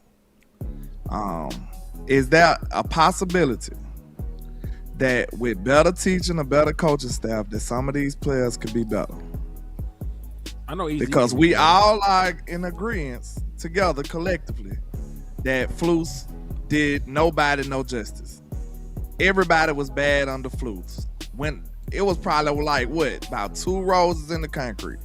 So with better coaching, better scheme, better teaching, do you not see better play from some of these players? Oh hell no! Nah, we do. I do. I'm fucking with you. I was about to say, bro. No, I do. I'm fucking with you, though. Trying to be foul, man. No, bro. No. But I do gotta play this clip. I do gotta play this clip because I want us to stay focused on something that I don't think we focused on. And this is, and like Henny asks, how was I doing, right? Mm-hmm. And I was very serious when I said I'm frustrated before we started the show. It's because I listen, bro. Yeah, I mean, I think great players make great coaches. I think that whenever you form a defensive. Yeah, I mean, I think great players make great coaches. Yeah, I mean, I think great players make great coaches. Yeah, I mean, I think great players. Yeah, I mean, I think yeah, I mean, I think yeah, I mean, yeah, I mean, I think yeah, I mean, I think great players make great coaches. Yeah, I mean, I think great players make great coaches. I think that whenever you form a defensive structure, is about the players that you have. You definitely form a defensive structure is about the players that you have. Form a defensive structure is about the players that you have. Form a defensive structure is about the defensive structure is about the players that you have. Form a defensive structure is about the players that you have. You definitely have a mentality as a play caller, but I think that it's still going to be designed around the players that you have. Still going to be designed around the players that you have. But I think that it's still going to be designed around the players that you have. Y'all get the point. Yeah, but like if you listen to what he's saying, if he designed the things around the players that he has, that's gonna make them better. No, it will. He said the opposite. He said great players make great coaches. I understand that part, boss. So where's the great players? My question is, and that's why I'm just being honest. Where is the great players, dog? Like where? You don't know who you have. But I'm just saying, my problem is this, bro. Why we not pushing for great players on the D, bro? That is what's frustrating me. I meant that. I'm not when Henny said, Henny, but what I'm asking you, I asked you an honest question. Breathe. And ain't no way if Flus was to blame for most of this defense that we've been calling all season, a better coaching staff and better coaches will help your team, bro. Yeah, I mean, I think great players make great coaches. I think that you don't want to be foul. No, I'm just playing his words. I mean, like, bro, listen, you know what he mean by that. That's not a literal statement. That's not a literal. He literal. Literal. No, for real. Because this is what he's saying. Like so okay. Whenever you form a defensive structure, it's about the players that you have. You definitely have a mentality. Because if that's the case, we shouldn't hire him. He just talking? No, if he don't have dope players, he's limited of what he can scheme up. But hold on. You're not gonna have a team full of dope players. I ain't say team. But hold on. May I speak? Right. Because I'll say this, you do got some building blocks on here. You wouldn't have came here, you were starting at ground zero. Like literally, I give y'all niggas a lot of flack about having $320 million DTs. You got the best defensive tackle room in the NFC. That's it. That's a starting point. What else we got? You keep also going. I'm gonna keep going. Okay. You listen. You can't judge what Donovan Izaraku is after one season with a bad coaching staff. You just spent a second round pick on the man. You have no idea what he is. You can't say he's a bad player. I don't see how y'all don't see the Hold on, wait a minute. Can I get to what I'm saying without sound effects, nigga? Man, no, man, you killing me. Cause I already told you I was pissed about this, and y'all trying to sell me that bullshit. I told you I was pissed about this. Before the show, I told you I was pissed that you trying to hype me up on a dude that's gonna take 3 years to cook. How you know gonna take? It always take them 3 years to cook. That ain't new. Niggas, there were Edge this year had 10.5 sacks. What you talking about? Most of the time, you know it take these dudes 3 years to cook, bro. We know that. That's why we was always pushing for a veteran DT. Yeah, for defensive tackle, not no. For all of it, the whole front take 3 years, bro. I've been saying that, and you know that. Well, Anderson was dope second year, dog. There's plenty of niggas that came in. It ain't plenty. It's few. There's plenty. It ain't plenty, bro. Most these teams take 3 years to cook, bro. And I'm not gonna be hype over no dude that let Clown and beat him out on sacks. Dude let an old ass man beat him out on sacks, and we supposed to have been looking at him at 12. I'm sick of that. I'm sick of all these people that's comparing him. Oh, he's gonna replace Micah Parsons, and then he only get you 2 sacks and shit. Like, I'm just sick of that. Stop hyping up these average ass dudes, man. We need some greatness on that D. I'm sick of it, man. That's all I'm gonna say, and I swear you ain't even let me get through my shit. Go ahead. My bad, bro. But I told you, Henny, I was mad about this, didn't I? So yeah, but listen, you being mad don't change the fact you ain't gave a nigga a fair shake. A fair shake, nigga. You gonna give him a second round pick after one goddamn year? Say what he is, what he is. I always say that they take 3 years to cook, bro. I don't believe that. I don't believe that for an Edge, dog. I just don't. How long did it take Tank to cook? Shit, year 2 before he got hurt. Year 3 is before he cooked. He had 8 sacks year 2, dog. No, he had 6. He had 6. Look this up. He had 0 the first year. He had 6. He had 0 the first year. I'm gonna tell you, hold on. He didn't turn up to year 3, bro. That's when he became Tank, the real Tank, year 3. When did David Irvin turn up? Never, because he never played. Year 3. And David Irvin was when he turned up. Defensive tackle. Yeah. No, he was a 3 tech. He played some edge too. Yes, he did. He was, he an interior player. That nigga ain't a full-time. But he did play some edge though. He did. But the point is, and everybody know, I've always been saying that. Like I said, 2015, 8 sacks. 2015, nigga had 8 sacks. He got hurt year 3. He didn't play 2016, really. I need to go look at them sacks, and you was right on that. But that still ain't turning up. Because if he was turning up, why was then he saying we need a war daddy? Because it's fucking Jones. Because this Jerry. Because he wasn't Jerry doing say shit like that all the time. Because he wasn't doing shit. That nigga had 8 sacks. I just don't see how. I can see how on my one bad hand, for cutting you off, Henny. On one hand, we say Flus was terrible. He fucked everything up. But then on the other hand, we can't improve with the coaches. I just like we can't have it both ways, man. That's all I'm saying. All I'm doing is you gotta be able to be honest if you're gonna say that. We said honestly, and that's one of the reasons he was fired. When that man got fired, we was popping bottles, the whole nation, because we felt like he was stubborn. He wasn't teaching nobody. His defense was not working or gelling with these people. So, okay, if you say that, and we all are excited and we feel like we impressed by what we've been seeing by this coaching staff so far, this defensive coaching staff, it's no way you can say it's just gonna be they just done. Like, bro, Donovan Izaraku might come out and cook. Damn, hold on. I got 2 suits I ain't get. I'm sorry, y'all. I'm not. Ain't nobody saying we counting on it. I'm saying, are they gonna get better in year 2? Y'all denying the fact that they should. That's crazy. There should be an upward trend in development, man. That's all I'm saying. Of course, it's gonna be an upward trend, but what I don't like is y'all literally ignoring the coach. That's what's frustrating. He said. Yeah, I mean, I think great players make great coaches. The man literally. All right, landlord, when you give your final words, bro. I'm gonna say this, bro. I know for a fact that he said that. True enough, it happens. But I'm gonna tell you straight up, great coaches say that a lot. and it don't necessarily mean that they are shit, like they just trash. Nobody Greg said that. Popovich said the same thing. I swear to God, Greg Popovich said the same thing. Without great players, I wouldn't be nothing. I would be trash. Do you actually believe that? They just being modest. They being humble. That's why players like to play for people that say stuff like that. That's not just a end-all, be-all statement, bro. I promise you it's not. Coaches say that shit all the time. So, they just so being coach modest. up. They being So humble. coach a wide receiver too. Bet you don't do that.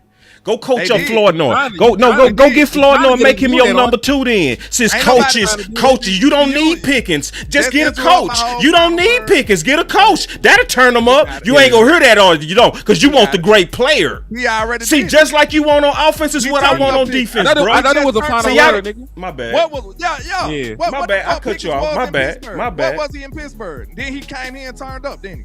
We coached him up. You can say that. Ta-da. There He you got go, dagged, man. He got turned up. Hey, them edges gonna have Quentin Williams, nigga. That's what I'm saying. I guarantee you this though. When you tell got them, it, man. hey, You got it, coach man. up the wide receiver too. Oh no, I can't take that. I can't give them pick 12. I try to give y'all pick 12 and say pick whatever We what don't- you we you don't can want go it no more. back. We try to get You pick can get 12 last year. yeah, I know. we in I the know. first Now class, fuck nigga. coaching We now. not trying We to need go to talent the now. first See, now you need talent. See, that's what I be saying, man. Y'all fucking me over, bro. And that's Nah. How y'all can get pick 12? Y'all because can see get now pick 12 talent matter. See you now don't talent want matter. pick When I 12. say, hey, You wanna give coach up up wide pick receiver 12. too, then go take I Tobin know. and coach him up. Coach him up. Did we not then tell you we you gonna can give do you it. 2 top? You 10 Oh, can okay. You don't want to hear that No, now. no, Oh, coach. no, Oh, we not here. it's only so far, coach. You can Because take you now. I know. I know. We I didn't know. say that that's the Yeah. only thing we gonna do. We didn't say, Yeah. okay. You got asked me what the Dallas talent was Cowboys, on the team, we got and then we them. told I you. just asked you. You cut could they niggas out get too better? far for a nigga get through their All whole you damn talking about is talking like points. you God trying damn. to put Again, words I'm not in my mouth to counting- say.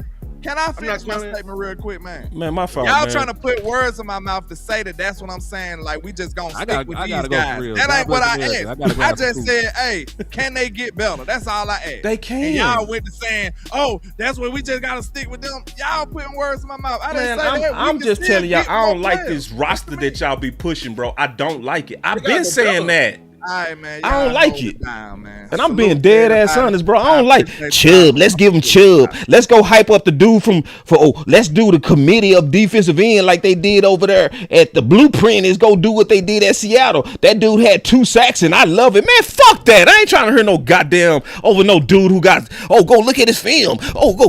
What 2 sacks? I ain't trying to hear that shit. For real.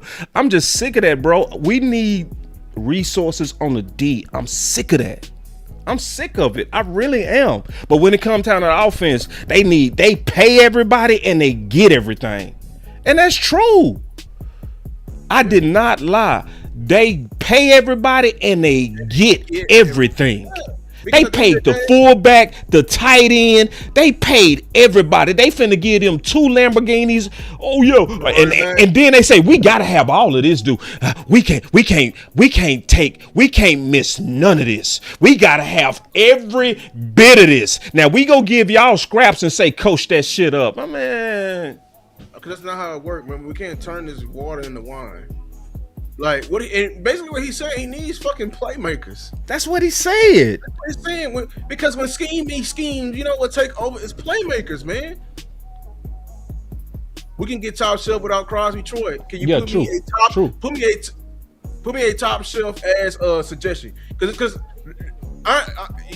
No, he asked a question. He asked the question. Oh, can we? No. He asked the question. He ain't tripping. No, he didn't. He said we Boss, can. we can't. Oh yeah, he is making a statement. Get his ass. No, that's what I'm saying. Like, because Boss got all my emotion right now. I'm done arguing with y'all. For real.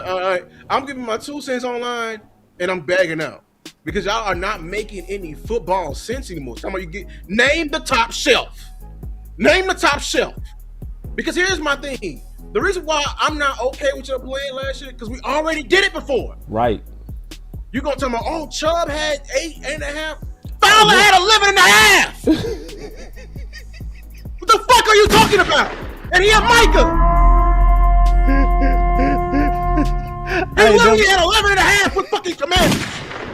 And you mentioning it, we're out here making videos on fucking two sat talking about, oh, if we don't have Max, this is a great ain't no great consolation. No, hey, listen, I want to be clear. It's not just Crosby I'm pushing for, bro. I want a great look, y'all. I want some resources on the D, dog. Some serious outside of just the DTs, please. Please. And somebody say no to Crosby, that's fine. Y'all can say no to Crosby, that's fine. That's fine. That's fine. Else. You ain't found me no one else yet. I need something else though. Damn it! Like I don't want to hear just no. When is we gonna get yes on D? What are we gonna get yes on? Oh, draft. Oh, draft. No, we can talk about draft. We just saw all this shit, bro. I'm not even gonna lie to y'all, bro. It's probably like one edge that is capable of a draft pick that we can sit back and be like, phew, he is gonna be good. Right. All them other edges, even the ones who ran 4.5s today, they are developments, bro. Huge developments. I'm gonna say it right now. Y'all gonna over here talking about, oh, we can just draft old dude from Texas Tech. That nigga can't, bro. He is a third down edge only. I seen his ass on first and second game. I don't want we don't need no more third down edges. We got James Houston. Nigga, we got James Houston. I need a 4-3 down edge.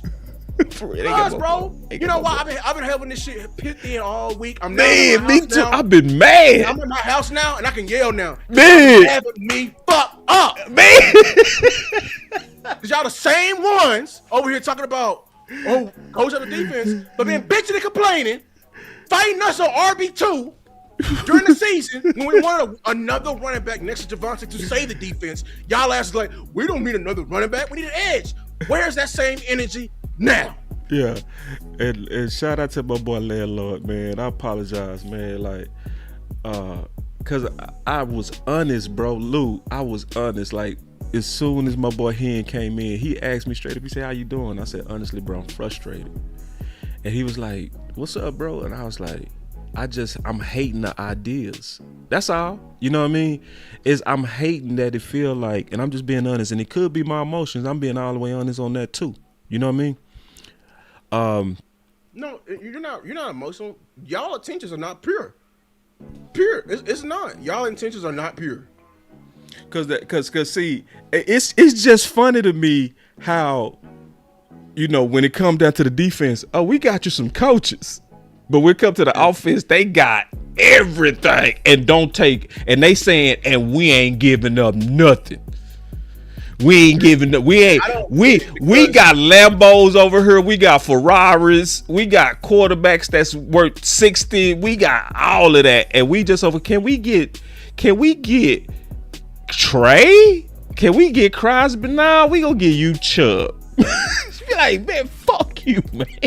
And he's gonna come over here, and not even that. Like, I'm not even mad at Chubb coming over here and being a rotational piece. Y'all want to come over here and legit tell me that he can lead off this fucking room. See, I've been saying it all day. I told Elp that. I'm dead ass. I've been having a bad day, bro, because I be hating this, bro. It pisses me off. It really messes up my day. Yeah, I've been having to watch stand-up comedies and watch comedy. I need to go to church. I need to do something, bro. Because I had to get off Twitter because it's aggravating, bro. It's aggravating. You putting words in my mouth. Nope. I'm just not gonna let y'all keep throwing out these BS ideas. Nope. I clearly said I'm cool with Crosby and I'm cool with Trey. I already did. But then when I'm talking high level, I ain't trying to hear these low level ass. I'm not even trying to hear nothing about no Donovan Ezeraku. I ain't trying to hear that. Because I'm gonna be honest with you, I'm not counting on that shit. I'm not. He got you 2 sacks this year, bro. 2 sacks. 2, y'all. And then when he got pulled over, what was his weight? 220. Dude built like a safety. Y'all crucified me when I said he needed less reps. When I said he was getting his ass handled by Malata, I got crucified. Remember, I came out the preseason like, he don't need to be getting more reps than James Houston. Oh no, throw him out there, y'all. This is how Micah developed. Y'all was literally comparing this nigga to Micah, and he didn't even tie his damn shoes. I appreciate Day Walker so much. Day Walker, that's my dog, bro.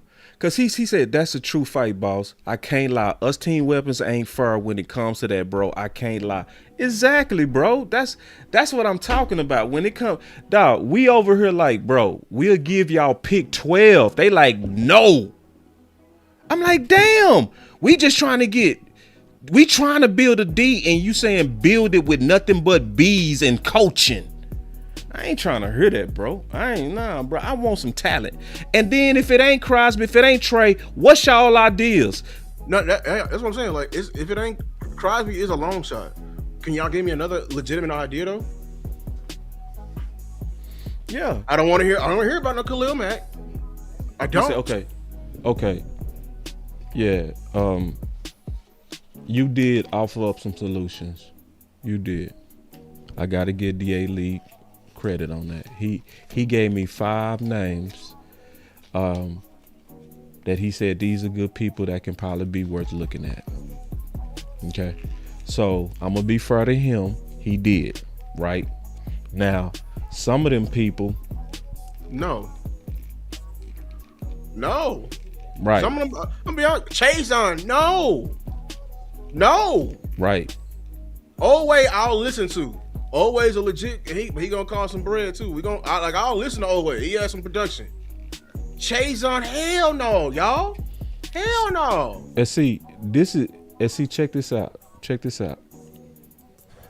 They're both positions of need, but one is a position of more importance.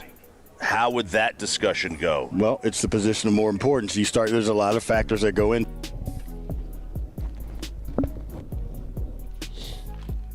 What did he just say? The position of most important is what you go with all the time? Yes. Okay. Mm-hmm. You got Clayton Adams clip? I can pull it.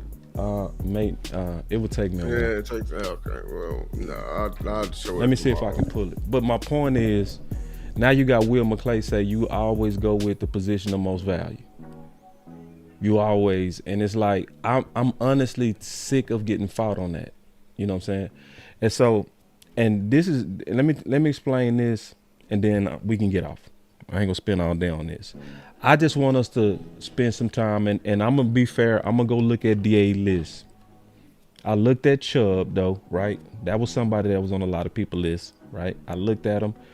I did like the sacks we saw from old boy out of Pittsburgh. I did like that. They ain't finna let him go. They finna get ready to pay him. Yeah, I'm just saying we did look at some. My point, you know what I'm saying? Yeah, Nick Bosa. No, it's not even Nick Bosa. It's Joey Bosa. A big fuck no. Hell no. Old ass Joe. Old ass Joe. Hell no, y'all. Did y'all not see him? Did y'all not be seeing these people, or y'all be like, hey, y'all going off name value?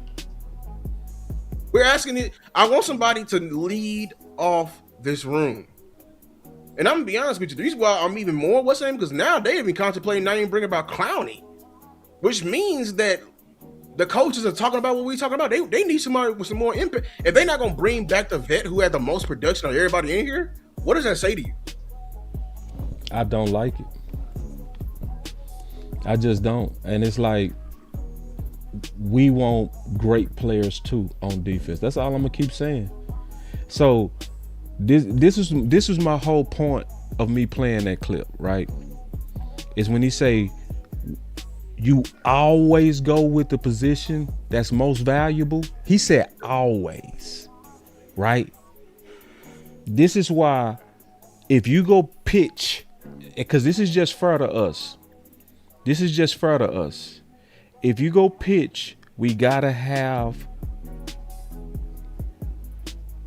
Pickens. It should be because edge is more valuable as a position, and which I don't hear from y'all, one of them dope edges. It should be no less than Trey or no less than Crosby. I like this name though, T Church. You're right. Kevon Thibodeau. That we need to look at him because he actually. And I'll take a look. And he's in a loaded room. He's in a loaded room. Yeah, I'll take a look and see. And I'm giving y'all, but this is what I'm saying to y'all, and this is what I'm not getting from now, and this is what's frustrating me. It's not Crosby or nothing. It should be based on what Will McClay said. We need to have Pickens and Trey, or Pickens and Crosby, period. We need great players on D2. That's my point. And I'm honestly sick of having all this on the offense. The greatest kicker, the greatest quarterback, 2 great receivers, the greatest offensive line, 15 first rounders on the offensive line. You just paid your back first. Defense corner got an ACL and shit. The other one got a foot injury. We over here still talking about Donovan Wilson. Linebacker got cut. Your linebacker got cut for the running back. He showed it. Yeah, like we over here moving around people to make room, you know. We got questions on Marist Liufau. It's like now you move him. It's like, can I get some good news on D, bro? Like I know we got to be patient and let them work, but I do got a right to be mad right now, bro. I'm like, yeah, man, I ain't liking this, bro. You just had the 4th worst defense in history, bro. You're not moving enough urgency like that shit ain't happening. Yeah, he Cowboy said, Nation is he said Henny and Lou been saying we can have both. I've been listening. Y'all ain't been listening. The chances of that happening is low. And that's not even the point about you can have. What are y'all pushing for, though, Eugene? Y'all ain't pushing for both. You're not. Y'all pushing for one. And that's what's pissing me off. It's Pickens or nothing. Or Pickens or B-rated ass edges. I ain't trying to hear that shit. Dollar Tree ass shit. I ain't with it. Dead ass honest on that. Oh man, they gonna coach up Donovan Ezeraku. Man, I ain't trying to hear that shit. Do that 2 sacks, bro. I ain't trying to hear that shit. We draft a guy here. Yeah, the thing is, y'all like, oh, now we got BT Jordan. He's a pass rushing guru, so we finna get 10. We gonna get 20 sacks out of it, right? But like, no, like all these teachers, they want good students too, man. That's what makes them good. You know how BT Jordan got on the map? Because his first client was fucking Max Crosby. I like this question right here. He said, boss, how you know that's who I knew DC won't? Cause see, I'm looking at y'all list. Y'all don't be pushing for the top on DE or mid. Man, shit, if you was pushing for the top, man, get the fuck out of here. Y'all ain't pushing for the top. Because you know who at the top right now, the free agent list? Trey Henderson. And y'all ain't pushing for him. I ain't trying to hear that. And whoever is pushing that Revis, they both fit. They both can play 3-4. Boys ain't pushing for the top. Boys is pushing B's. I see what Cat's pushing out here, man. That's that man. Nah, bro. If you ain't talking Trey Crosby, you is not pushing for the top. I ain't hearing it. So hold on real quick. He said, boss, how you know that's who I knew DC want? Crosby or Trey may not fit. Well, I'm being dead ass honest with you. We actually did a film comparison on here, and we looked at both of them, and we know that they both fit because we saw them do 3-4 things on the film, identified and showed it on the film. Drive. Yeah, on the very first. You can see they doing 3-4 things on the first 4 plays, sir. Like for real. And we already did a film breakdown on that, sir. And he moving better than and I'm talking about Trey as well as Crosby, bro. Both of them. And this is all I'm saying, y'all. Forgive my frustration, bro, because I am passionate. I told Henny that before the show, and I was just dead ass honest with him. I said, this is what's going on, and I'm just being authentically real about this. Whenever you in the off season and you start putting in a bunch of work, you believe in the work that you're doing, and it does become emotional because you believe this is the path to win it. You see what I'm saying? And when you see or seem like we going in the opposite, it can frustrate you. Just like my boy Hen, right? Shout out to Hen.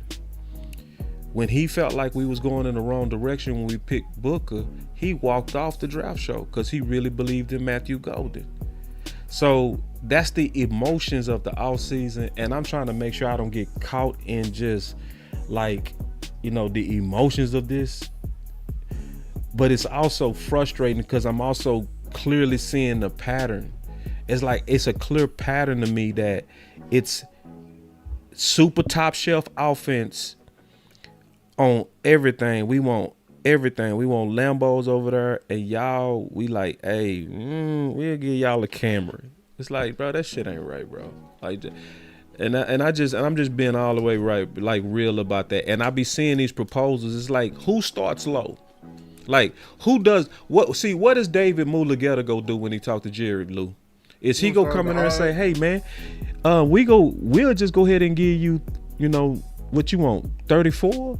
No, he gonna start high.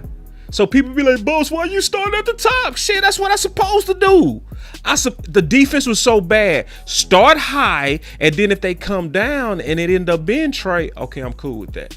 But that's why I'm always starting with the best. I'm starting with the very best, Crosby first, and then it's like after that, then and shit, like I'm saying, bro, like if you try, man, you never go in the club and pick the ugliest one first. You never do that.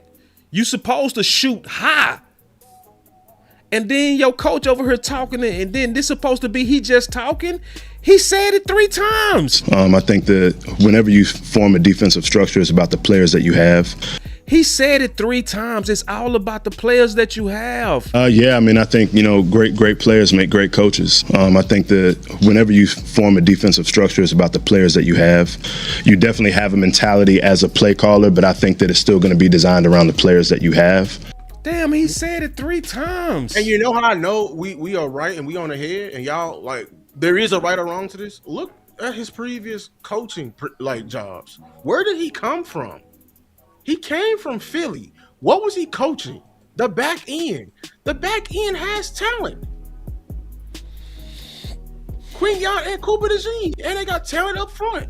Eagles had a talented defense. Where did he coach before that? Denver. Denver had talent. They didn't just say we could coach up these. They had talent too. All right, so. And this is DA Lee. Just be honest, is this fair, bro? Just think about what you're saying. But we still have to be realistic on how Dollar Bill Jones handles the money here. But y'all ain't doing that with Pickens. Y'all like, I don't give a damn on what you say, Dollar Tree. You still fighting for what you want over there.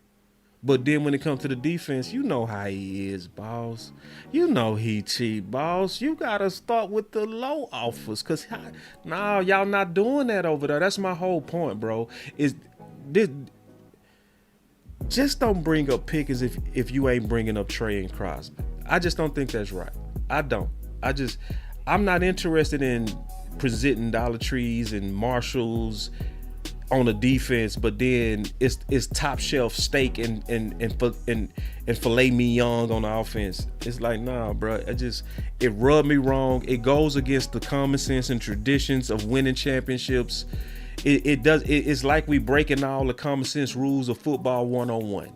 So you heard Will McClay say himself. And see, I'm compromising with y'all now because I've always been saying I don't believe you can do both. I don't think you. Hold on, Lou. I ain't know, because you know what? Because then they go pick Pickens. Now fuck that. I'm gonna go ahead and go with they plan. If y'all say the cap is a myth, well shit, I need to see y'all act like the cap is a myth and push both. Then damn it, because I'm not seeing that. Because see, they not acting like a cap is a myth. See, they act like the cap is a myth when it's time to pay Pickens. Yes. But when it's time to play Aubrey, they put their foot down. And when it come down to the defensive end, it's like, we can't do that, boss. We got to be realistic. Oh, what? No, because it ain't no realism when it comes to pay Pickens. It's pay him whatever he want. Exactly. Nah, bro, like, it's just not right. It's not common sense. Like, you heard Will McClay say himself, you always pick the most valuable. He said always. So all I want is a simple ask, and it's fair to me. It's fair. Don't lobby for Pickens and then try to feed us bees. Lobby for both. That's fair to me. If you go push Pickens, it's fair to me to pitch and push for Crosby and Trey. Shout out to him, because at least that's what he been doing. That's at least what he been doing. Whether we believe it can be done or not, I at least want to see us pushing for great players on the defense. That's all I'm saying. Yeah, and then DLE was saying like, well, the Eagles, they drafted all their players. Well, I mean, just because we got to replicate their defense by having just draft picks, because at the same time, that same Eagles defense, man, they won a Super Bowl in 2024 and turned around not even months later and was going to literally sell their best player for Micah Parsons. And that's not true. They didn't draft all their players. They didn't. They put a lot of resources on their defense. free agent resources. Nick Bond. Yeah, they went and got Nick Bond. That was a deal, but it was more than him. Remember the first Super Bowl they went to that they lost? They had Hassan Reddick. They paid for Reddick, bro.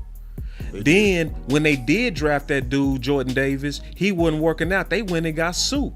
Then they got Limp, and they went and got. They invested into their D, bro. They didn't just say, "Hey, we drafted, figured out." No, they didn't, bro. They put money on their D. They put money on their D, bro. And before they had Queen, they were paying their corners too. Yeah, and then they went and got Sweat before they drafted them 2 youngsters. They went and paid for 2 corners. And stole Bradbury from our rivals. Yeah, they paid for the safety too. They paid for the whole goddamn thing, bro. Oh damn, they bought Darius Slay, paid him top corner money. Yeah. And they brought Where did Sweat come from? Was he drafted, or did they pick him up out of free agency? I don't know. I gotta look. I bet you he was picked up in free agency because I don't remember them drafting Sweat. I remember them drafting old boy out of Georgia, Smith. So no, they put money on that D dog. Hell no, they put money on that. I did mention Dijon because I was mentioning that he wants to play. He wants to coach good players.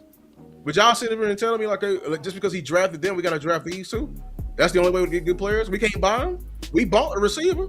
We bought a defensive tackle when we finally owned up and said like it's not going to take that long. Ezaraku is not going to. Ezaraku is going to get better, but it's still a developmental year. I'm not counting on a developmental year to be somebody to actually live up to his what's name. All we saying though, bro, without just like this is all we saying. We want to see that same energy that we have for Pickens on the defense too. And if we being fair, it's not. If we being honest, see, Daywalker Vaughn, he was honest. He was like, bro, that's fair, bro. Like, and that's all I'm asking is if we go fight, let's just not fight for one side. That's all I'm asking, bro. You know what I'm saying? And it's not right for us to be like, the kicker, hell no. You put your foot down on the kicker, but when it comes to Pickens, it's unlimited money. The cap is a myth.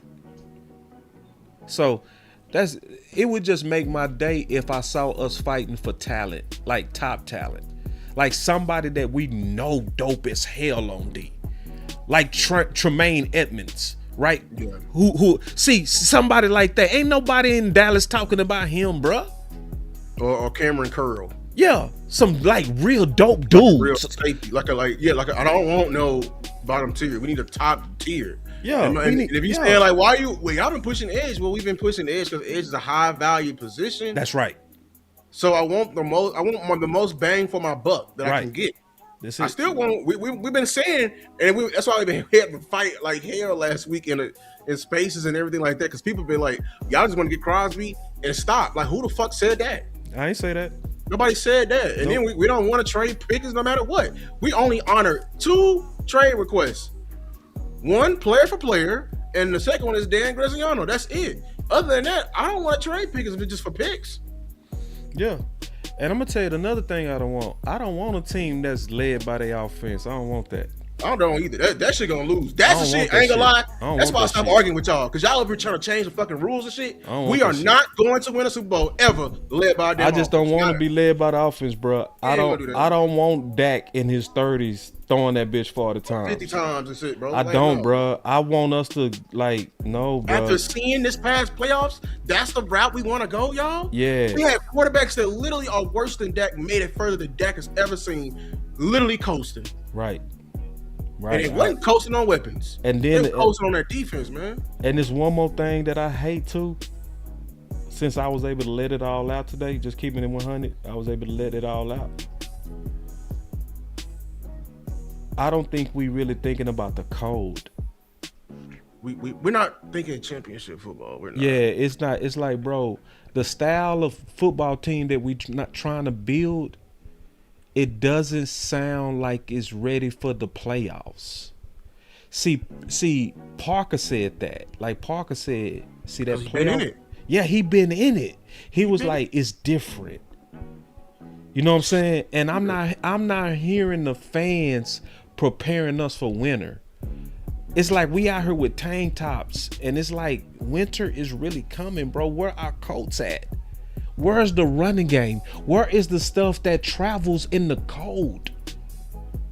I'm not hearing no focus on building a team that's ready for the cold. I'm hearing a team that's ready for the summer.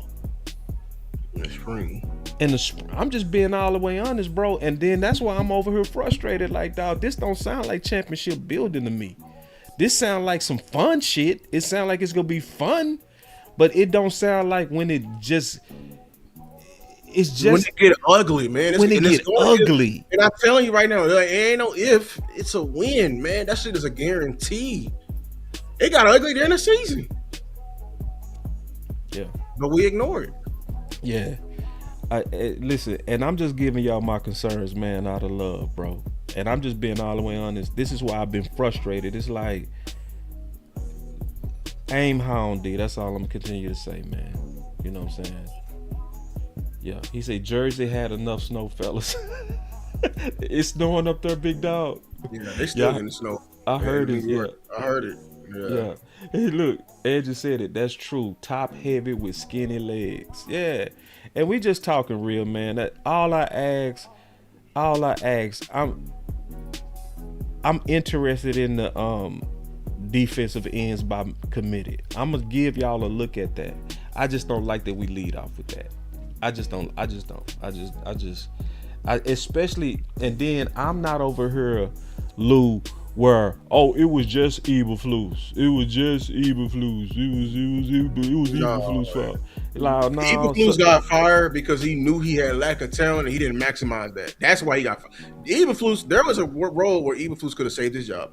All he had to do was blitz a little bit more to show he was trying. And it's another thing too. I'm not over here like, if Clowney had all them sacks and pressures, wasn't he under that same scheme? Yep. Okay. So if the old man was able to get off, why wasn't them young bulls it was exactly like what we talking about right now? That committee shit. It was that committee shit. 3 second rounders, y'all? Yeah, we had 3 second rounders and Fowler with 11 sacks. 11 and a half. I'm talking about fresh off, like that was a home run knockout of the park. We already did committee. And then y'all saying trust it again? Y'all at least ain't over here like, maybe we should put more talent on that. Maybe one guy. Just one guy. Like, let's give them like Trey. Let's give them some dope shit. That's what they was missing. You know, they would have looked That's a whole what they lot was different. missing. They would have Micah. They would have looked a whole lot different in that room. Maybe it's not. Okay, sure. We can't have Micah gone. We can't get that. But we need to aim for something that is similar to that. Yeah, aim higher, man. That's it, bro. I'm gonna give my final word. Cowboy Nation, we getting ready to start a draft show next week, so y'all be looking out for that. It's gonna be us doing it through DC Universe like we did last week. The last year we had, I think, some of the dopest draft shows, period. So we gonna be talking about likely on the first show who gonna be some potential big nickels, right? Because Parker identified that as the superstar guy we gotta get that right? So we gonna start it off with that. So we gonna be looking at free agents as well as draft picks that could be that potential nickel. The nickel that fits Parker's vision. Because now I fully understand him. Because see, when I first was watching Philly, I really honestly didn't understand Cooper DeJean. I didn't. Just keeping it real. You feel me? When I was watching him play us game 1, I was like, why is he back there at safety? You know what I'm saying? But now I didn't understand why they was complaining about CB2. I'm like, damn, man, he played corner? And then I understand why. Now I understand he was the nickel. He was everything. He was everything, but he was special back there too. I could see the vision of what Parker did. And because I remember some of them key plays. I remember when he tried to take Ferg head off in the end zone. Y'all remember that when Ferg dropped that ball? That was Cooper that was beelining his ass. You know what I mean? Coming straight at him like a missile. And then on the last play of the game, when CD dropped that ball, it was Cooper DeJean right there again that was trying to take his head off. But he was the nickel. I was like, I get it. He was a versatile player. He was their super player. So we got to go find Dallas that. You know what I'm saying? So we gonna be talking about that, and then we gonna be talking about all the other positions of needs and what's the best way to go about it. So the draft show is gonna kick off our draft show. So I just want to talk about that.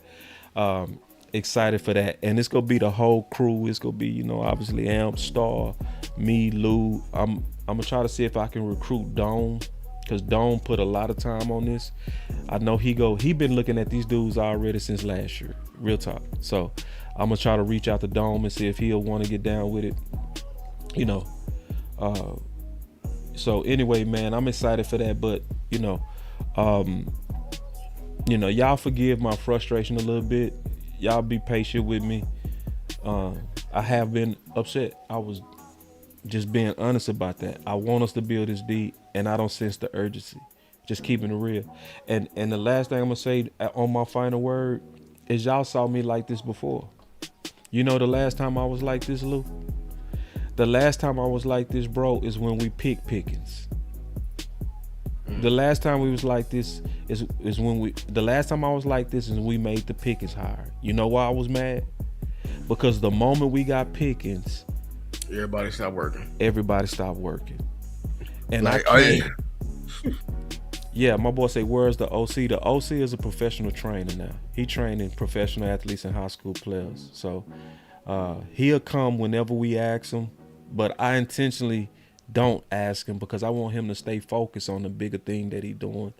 I want him to continue to live out his dream of being able to train these professional athletes. So the OC will come anytime I ask him. We can do the final word whenever we say.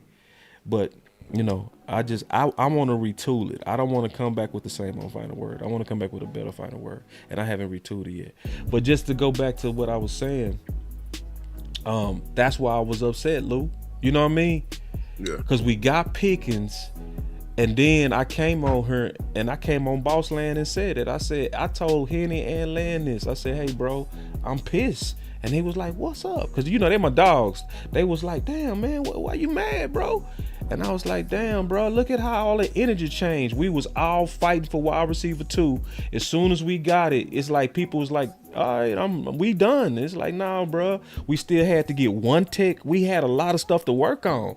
You know what I'm saying? And Henny said, you right. And then he started the campaign Respect One Tech. You know what I mean? And then we got to work. You know what I mean?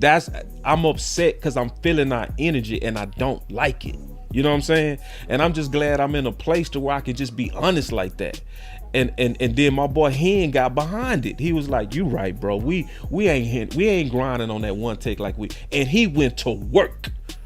I will say, I tell the OC big dog, I'll make sure I tell him Day Walker. So if y'all see my anger, that's what it is, bro. Is I want us to focus on the D with the same intensity that we focus on wide receiver 2. And I'm honestly, frankly sick of us acting like the way to win it all is with receivers. I'm sick of that. It's a team. We need a team. It's more than just, if we get the weapons, we good, and we act like that. I'm afraid that we go sign Pickens and people go do the same shit, Lou. I'm certain we go do that. We go fucking sign Pickens and everybody go say, we going to the Super Bowl. I'm so happy now. Now I can celebrate. No, the fuck you can't. Ain't no time to celebrate. The fuck we doing, man? Fucking get to work. That's my final word. Yeah, my final words is I'm gonna stay calm. I just want to ask y'all, if the offense was literally so bad that it was the fourth worst offense in history, like would your attitude be different about the offense? If your answer is yes, you should be ashamed. I'm an offensive YouTuber. I'm an offensive line guy, man. Draft tackle, whoa. You know what I'm saying? But at the same time, bro, that's another thing why I stopped arguing. Y'all started changing the rules. Like, bro, I play offense, but shit, we can score points. But if we don't have a defense, we don't have a chance. That's right. And that's real. There is no change in the rules to that. Right. There is no, we can revolutionize. No, you can't, bro. This has always been a formula. Every single year. Because that's the only thing that travels. There is no way you can get around it, y'all. No way. Even the best quarterbacks, even Mahomes, Joe Burrow ain't. Look, y'all want to know how important, and this is why I'm fighting y'all so hard on because and why we say we're going to be the Bengals part 2. The last time the Bengals went to the Super Bowl, it was not because of that offense. It's because of the defense. Y'all can go that offense. They had the worst offensive line ever. Matter of fact, they was calling Burrow the next Andrew Luck because he was getting like sacked 7 times in the playoffs, and they kept dropping back and throwing that fucking ball. The damn defense was playing out of their mind. They had so many. Burrow literally said we got to the Super Bowl because of the D. He literally said that. The defense and the kicker. Yep. They had Jesse Bates, bro. They had a younger Hendrickson. They had a dog on the other side of him. They had Awuzie from us. Joe did. They had dogs at linebacker. That defense from Cincinnati carried them to the Super Bowl. That's facts. But then they had a crucial decision: pay the wide receiver 2 or pay the defense. And they chose the wide receiver 2, and they ain't sniffed it since. I wonder why. Because you didn't make the responsible decision and actually pay the group. Keep that group together because we're gonna need that group no matter how you say it. We're gonna need that group to go to where we're trying to get to. And I'm very disappointed because we literally just saw our defense was literally just giving it up every game.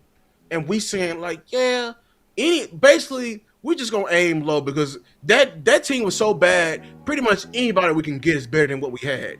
You know what I'm saying? We're just going in with a defeated mindset. Well, it is better than what we had. You know what I'm saying? We can go get a safety right now that's on his one leg, but hey, it's better than what we had. We can go get a linebacker for the cheap right now, even though he had all the red flags. But Kenneth Murray was the worst in the world. But guess what? It's better than what we had. Where is your pride? Your urgency. Like, where's your urgency? Yeah. Like all y'all Cowboy fans, that's why I don't argue with y'all on Twitter. Y'all ain't serious. I wish y'all stop talking fucking football. Y'all fucking hurt my brain sometimes. Talking about this shit. I played this game, dog. Got coached by on the highest of levels, and never was this shit ever uttered. Ever uttered. And the niggas who coach me are literally in the league. My offensive line coach got promoted. He's literally the Washington Commanders offensive line coach right now. The head offensive line coach for the Commanders. He did not believe in this shit. No. At all. At all, man. No, this shit ain't ready for the winner, bro. Well, this is not ready for the winner, bro. You bro, at every level. Nope. Same. It's the same formula. We cannot get around this shit. We are not going to outshoot everybody. And here's the thing, y'all are not. It's just so bothering me. Dog, they actually figured us out at the end of the season. Why we forgot that? We got locked up at the end of the season, dog. We did. Durante and Brian did it. And they didn't have nobody back there. That's it right there. Look, Lou. Defense, it does matter, That's man. the hashtag right there. Defense matters. I'm taking it. That's it. Shout out JT Wook, man. God, dog. You know what I'm saying? That's the thing. I just think how we going about it, we are not prioritizing it, bro. I love the coaching hires. I love them so much. But y'all over here talking about, well, it's going to be the same thing for the offense. No. See, the thing is, that offensive line was so bad. We hired Clayton Adams and Connor Riley, and we also got Booker. We didn't just stand on our hands and what we did and be like, well, we good. No, we hired Schottenheimer, Junior Adams, and we go get Pickens. We got coaches and players. Why we can't see that's the same formula that it worked for the offense, it needs to work for the defense as well. And we didn't just go get anybody for the offense. We went to go get top of the top, creme de la creme. Right. The defense, we need that on the defensive side too, man. And that's my final words. Defense matter too. I'm gonna cut this music and say this part. I've been thinking about this too. I've really been thinking about this. I just saw something that is very big. What my boy Roy just said. He said, I'm telling y'all, Vosh nailed it. He has an interview with Stephen Jones. Fixing defense was an alert. I just want to say this real quick. I've been thinking about that. I've been like, when is my boy Vosh going to get a chance to interview them Joneses? I've been thinking about that. You know, they say he got one scheduled with Stephen. First of all, if that happens, this is a epic ass day. Like That's for Micah. real, bro. Yeah. Like that's one. It's gonna be a signature day for the community, bro, and for him. Like to know that my brother worked from those humble beginnings to the point to where you now are directly seated with the people that make these decisions, and you get to ask them questions that could potentially influence the organization. That is like beautiful, and I love it. Shout out to Vach, bro, and shout out to Aisha and different people that are representing the YouTubers within .com, bro. This is just, I'm like floored right now. If that happens, I'm just like, damn, bro. You know what I mean? And I want to say this about Vach because me and Lou, when we went to training camp, Lou never met Vach officially at that time. And you know, I forgot how me and Vach talked, but some kind of way we linked up or something, right? And I said, hey, bro, Lou never met you, bro. You know what I'm saying? And he said, yeah, I'm going to come by and see y'all. You know, now, keep in mind, he busy as hell, okay? Right. They say it's a recorded interview. Either way, I don't care if it's recorded or live. I just care that he did it, bro. But that's why I wanted to cut the music. And I was on my way. I had a little mama with me that had me late, right? And I hit up Vach. I said, hey, bro, I ain't going to be able to make it, but Lou go be up there. You know what I'm saying?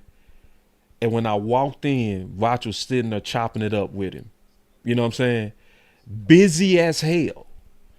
And then then I walked in, I said, damn, bro, I thought you would have been gone. He said, nah, bro, I was just waiting on you. I want to make sure I shook your hand before I had to get up out of here. You know what I'm saying? And we chopped it up. And one of the things that I love that he said, bro, he said, I'm always a YouTuber. I'm never going to stop being a YouTuber. And I know he mean that. And he moves like that.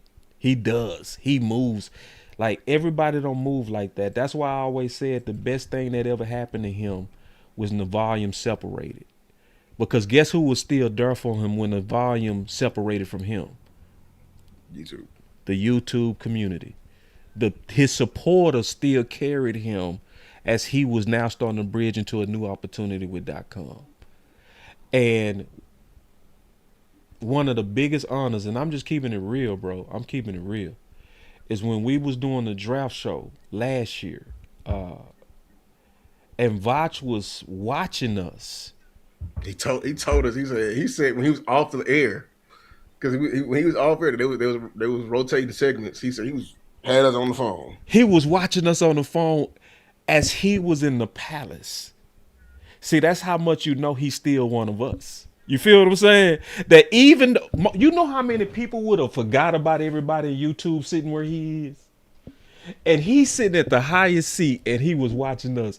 And he kept up with everything. Because then when I talked to him that week, he said, boy, Star was slapping your ass, boss. He said, boy, Star was slapping your ass. And it like he was watching. So I just want to say that, man. Shout out to him. Shout out to Aisha, because she was the first. He was the second. Mm-hmm. But I just wanted to cut the music and just kind of respect that, even if it's a pre-recorded interview, this is a pivotal moment for the space. It's something that deserves silence and recognition for the hard work of the whole community and the people that's still believing and dreaming, right? You know? So I just want to say that, bro. Just shout out to the whole community. And listen, more and more they know who you are. They know who the people in the chat are, and they definitely know who all of us are, man. So we go keep working, man. Everybody clearly sees now that our voice matter. But into the next live or into the next show, we out. You know what I forgot to do? Read the ad. Forgot to read the damn ad. So I'm gonna throw on the music though for that. No, I'm throwing this.